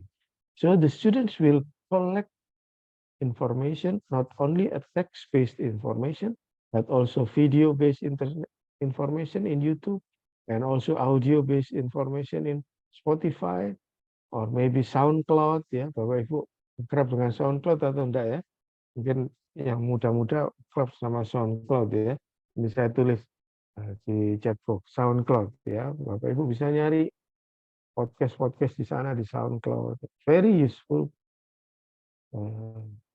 information we can find in SoundCloud, in Spotify dan lain sebagainya. Nah, mereka menemukan informasinya, they analyze whether the information is true or not, whether the information is acceptable or not. That is the act of critical thinking. Jadi ketika mereka menggunakan prior knowledge-nya, analyze something in information, and then they make decision, that is critical thinking. Kira-kira begitu. Bapak Ibu sekalian, it's a quite process. But if we make use, if we do it every day, if we do it in our teaching practices, then we will get used to it. Ya kan? Kita bisa melakukan itu. Bapak Ibu, hari ini, hari di zaman digital ini, teaching is not only about explaining ya Bapak Ibu ya. Teaching is not only about explaining. Kalau zaman dulu orang ngajar itu, oh saya mau ngajar berarti menjelaskan, iya. But nowadays, when we teach, we can also share. Ya. Coba, kalau saya mau ngajar, membuat nasi goreng, pikiran saya nasi goreng, I don't have to teach I don't have to explain. Saya nggak harus menjelaskan. I can do better to teach by sharing. Tak carikan informasi di only teaching. Ya. So the word teaching nowadays need redefinition. Jadi kata ngajar saat ini sudah mulai harus diredefinisi. Tidak cuma hadir di dalam kelas, tidak cuma memberi tugas. Jadi kata ngajar itu bisa bermakna berbagai macam, termasuk sharing di dalam. I think that's all, Pak Farah. Mudah-mudahan ada yang tidak paham supaya bisa tanya lagi. Thank you, Bapak Ibu. Okay, thank you, Mr. Syaifudin. We'll read for the question. Any other question from the audience? You may type it out through the chat box, or you may use the raise your hand feature and then unmute.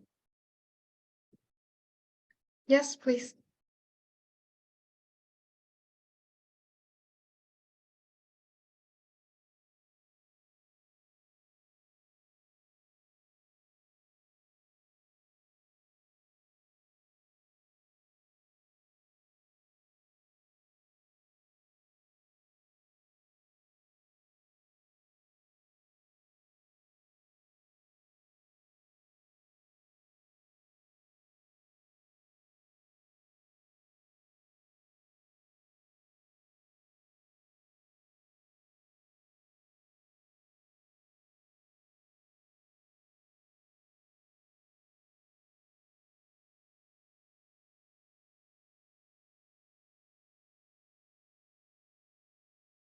Okay, since it seems there's no more questions, we will move on.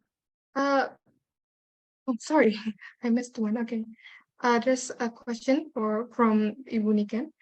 Is there any indicators or procedure that we have to follow in analyzing and justifying the material. Yes.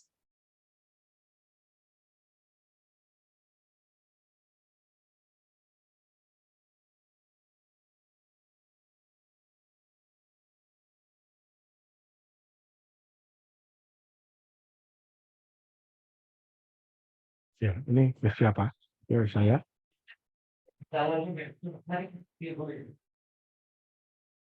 Jadi Budi kan ini untuk ditanya ke siapa? Ibu Dian atau Bapak Mokhammad Syaifudin. Okay. Yeah, thank you. Bapak Deputi. Thank you. Thank you to thank you Funikan. Yes. Yes, the indicator is you yourself who decide. For example, we can create a set of indicators. We can decide a set of indicators. This is an example, an example. Satu, I may create an indicator like this. Satu, whether the material, whether the materials is culturally acceptable. Apakah materinya culturally acceptable, contohnya. Maksudnya apa? Beberapa tahun yang lalu saya menemui sebuah materi yang digunakan di dalam kelas. Few years ago, Bapak Ibu, gunakan di dalam kelas. And it was a good materials. It was a good material. But unfortunately, there is a picture, an acceptable picture in the material. It was a reading material with questions. It was a good material. Saya ulangi ya. But except there is one unacceptable picture. Yang kebetulan materi itu dipakai di madrasah. Di madrasah ya. Gambar apa itu? Sunbathing. Sunbathing, Bapak Ibu ya. Teksnya about recreation memang, tentang rekreasi ya. Lalu di situ ada gambar sunbathing, Bapak. Bayangkan, an authentic text with authentic picture of sunbathing. Sunbathing. So, do you understand what I mean? Sunbathing? Yeah, sunbathing, mandi matahari. Teksnya bagus, authentic, pertanyaannya bagus, latihannya bagus. But unfortunately, the material is used in madrasah. Nah, itu jadi rame ya. So that is one indicator that you yourself who decide. Bapak Ibu yang menentukan sendiri whether the material is acceptable or not culturally. Yang kedua, for example, the indicators that you set is maybe associated with kurikulum. Mungkin apakah sesuai dengan kurikulumnya? Apakah sesuai dengan tujuan pembelajarannya?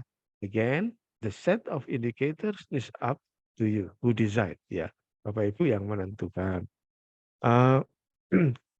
A set of indicators may be acceptable, may be true for one school, one teacher, but may not be true for other teachers. So again, it's you who decide the set of indicators that you want to adapt or adopt when you are analyzing or justifying the materials. Kira-kira begitu Bapak Ibu. Thank you, Bu Niken. One more question. Is it okay, Mbak Reza? Pak Syaifudin? May I? Yes. Give. Yep, thank you so much, Pak Syaifudin. And one more question is kind of, I just want to confirm whether I'm on the right track. I mean, the implication of digital curation. Is it when we as the teachers design a material and it is in a textbook, we try to compose or design our textbook for internal need in our school, and then of course we insert some pictures, text, and then sound, something like that. Is it a kind of the implication of the digital activity, something like that? Digital curation, Bu Niken Sorry, digital curation. Yes, we can. So when you do the digital curations, maybe at the beginnings, you don't make any modifications.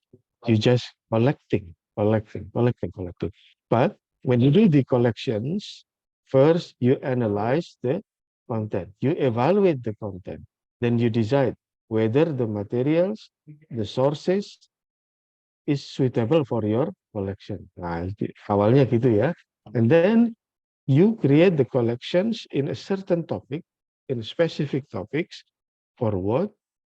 For others to learn that specific topic. Jadi tujuan akhirnya kurasi digital itu adalah to help others learn from what we are collecting. Nah, itu tujuan akhirnya begitu.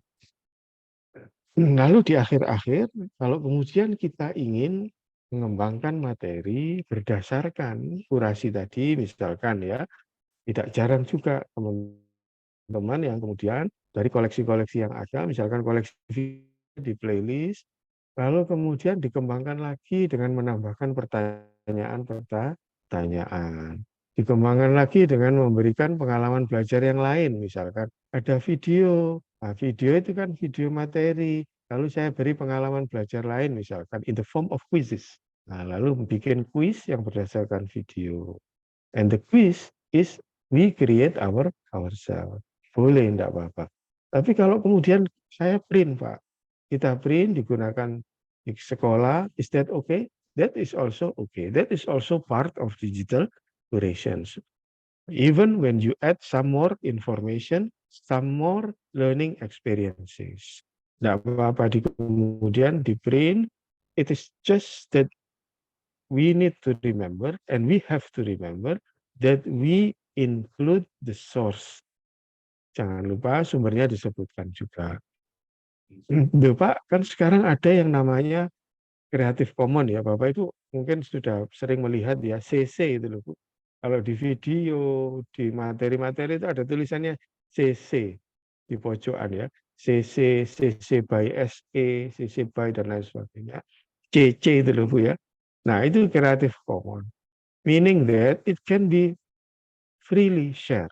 It can be freely reproduced. It can be freely distributed. But still we need to mention, Bapak Ibu. Sebaiknya kita sebutkan sumbernya.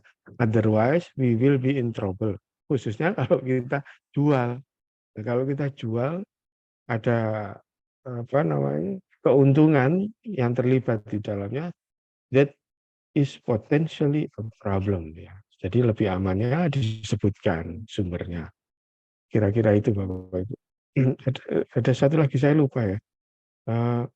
Saya lupa apa namanya tentang digital curation tadi yang terlintas tapi lupa aja.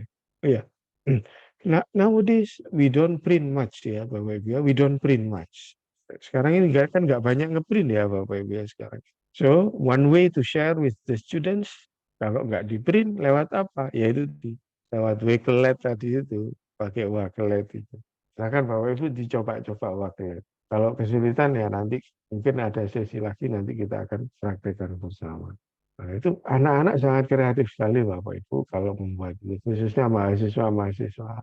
Ada juga selain Wakelet apa Pak? Ada Google Site namanya. Ada Google Site yang insya Allah dalam workshop ini akan ada Google Site. Nah itu anak-anak kalau bikin portofolio, bikin digital curation di Wakelet, itu mereka sangat kreatif sekali. Anak-anak SMA itu luar biasa. Thank you, Bapak Ibu.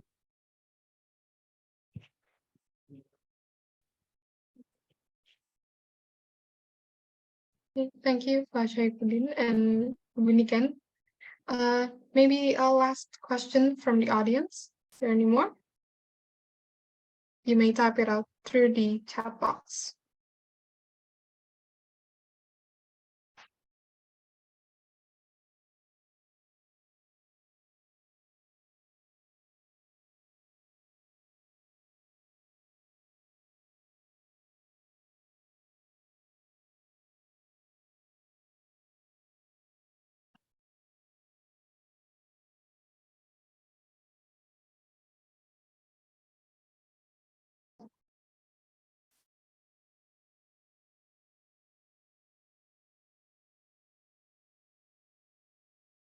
Okay, since that there's no more questions from the audience, we will move on. Come to the end of this webinar. I would like to express my gratitude to our esteemed speakers for their captivating presentations and engaging discussions. I also extend my sincere appreciation to all the participants for their active involvement and provoking questions. We hope that today's webinar has provided you with valuable insights into the world of digital multimodal literacies. Before we end today's event, we would like you to fill out the post-survey questionnaire, which will be shared through the chat box. And for those of you who have not filled out the needs analysis survey from earlier, and Merdeka, which we have fixed the link, since it seems that we have sent the wrong link previously. Yeah, you may fill it out and we will give you 3 minutes to fill the quiz and also the attendance form for today's event. Thank you.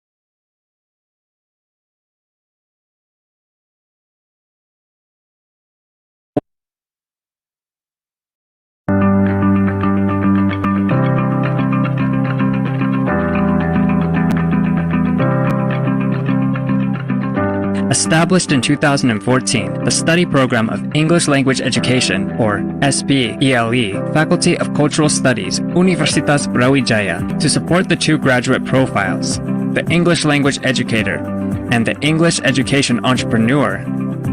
S.Pd sets out the curriculum based on the Indonesian Qualification Framework, Outcome-Based Education, Common European Framework of Reference, Freedom to Learn Independent Campus, or MBKM, covering language skills, pedagogical competence, educational linguistics, and educational literature, which instill the values of inclusion and intercultural communication. S.Pd offers a total of 159 credits for the students to graduate, which consist of 18 credits in general courses, 55 credits in English language skills, 37 credits in pedagogy courses, 13 credits in research courses, and 36 credits in elective courses that cover teaching and educational entrepreneurship, as well as teaching competency courses and educational entrepreneurship. There are a total of 22 instructors consisting of 2 associate professors, 16 assistant professors,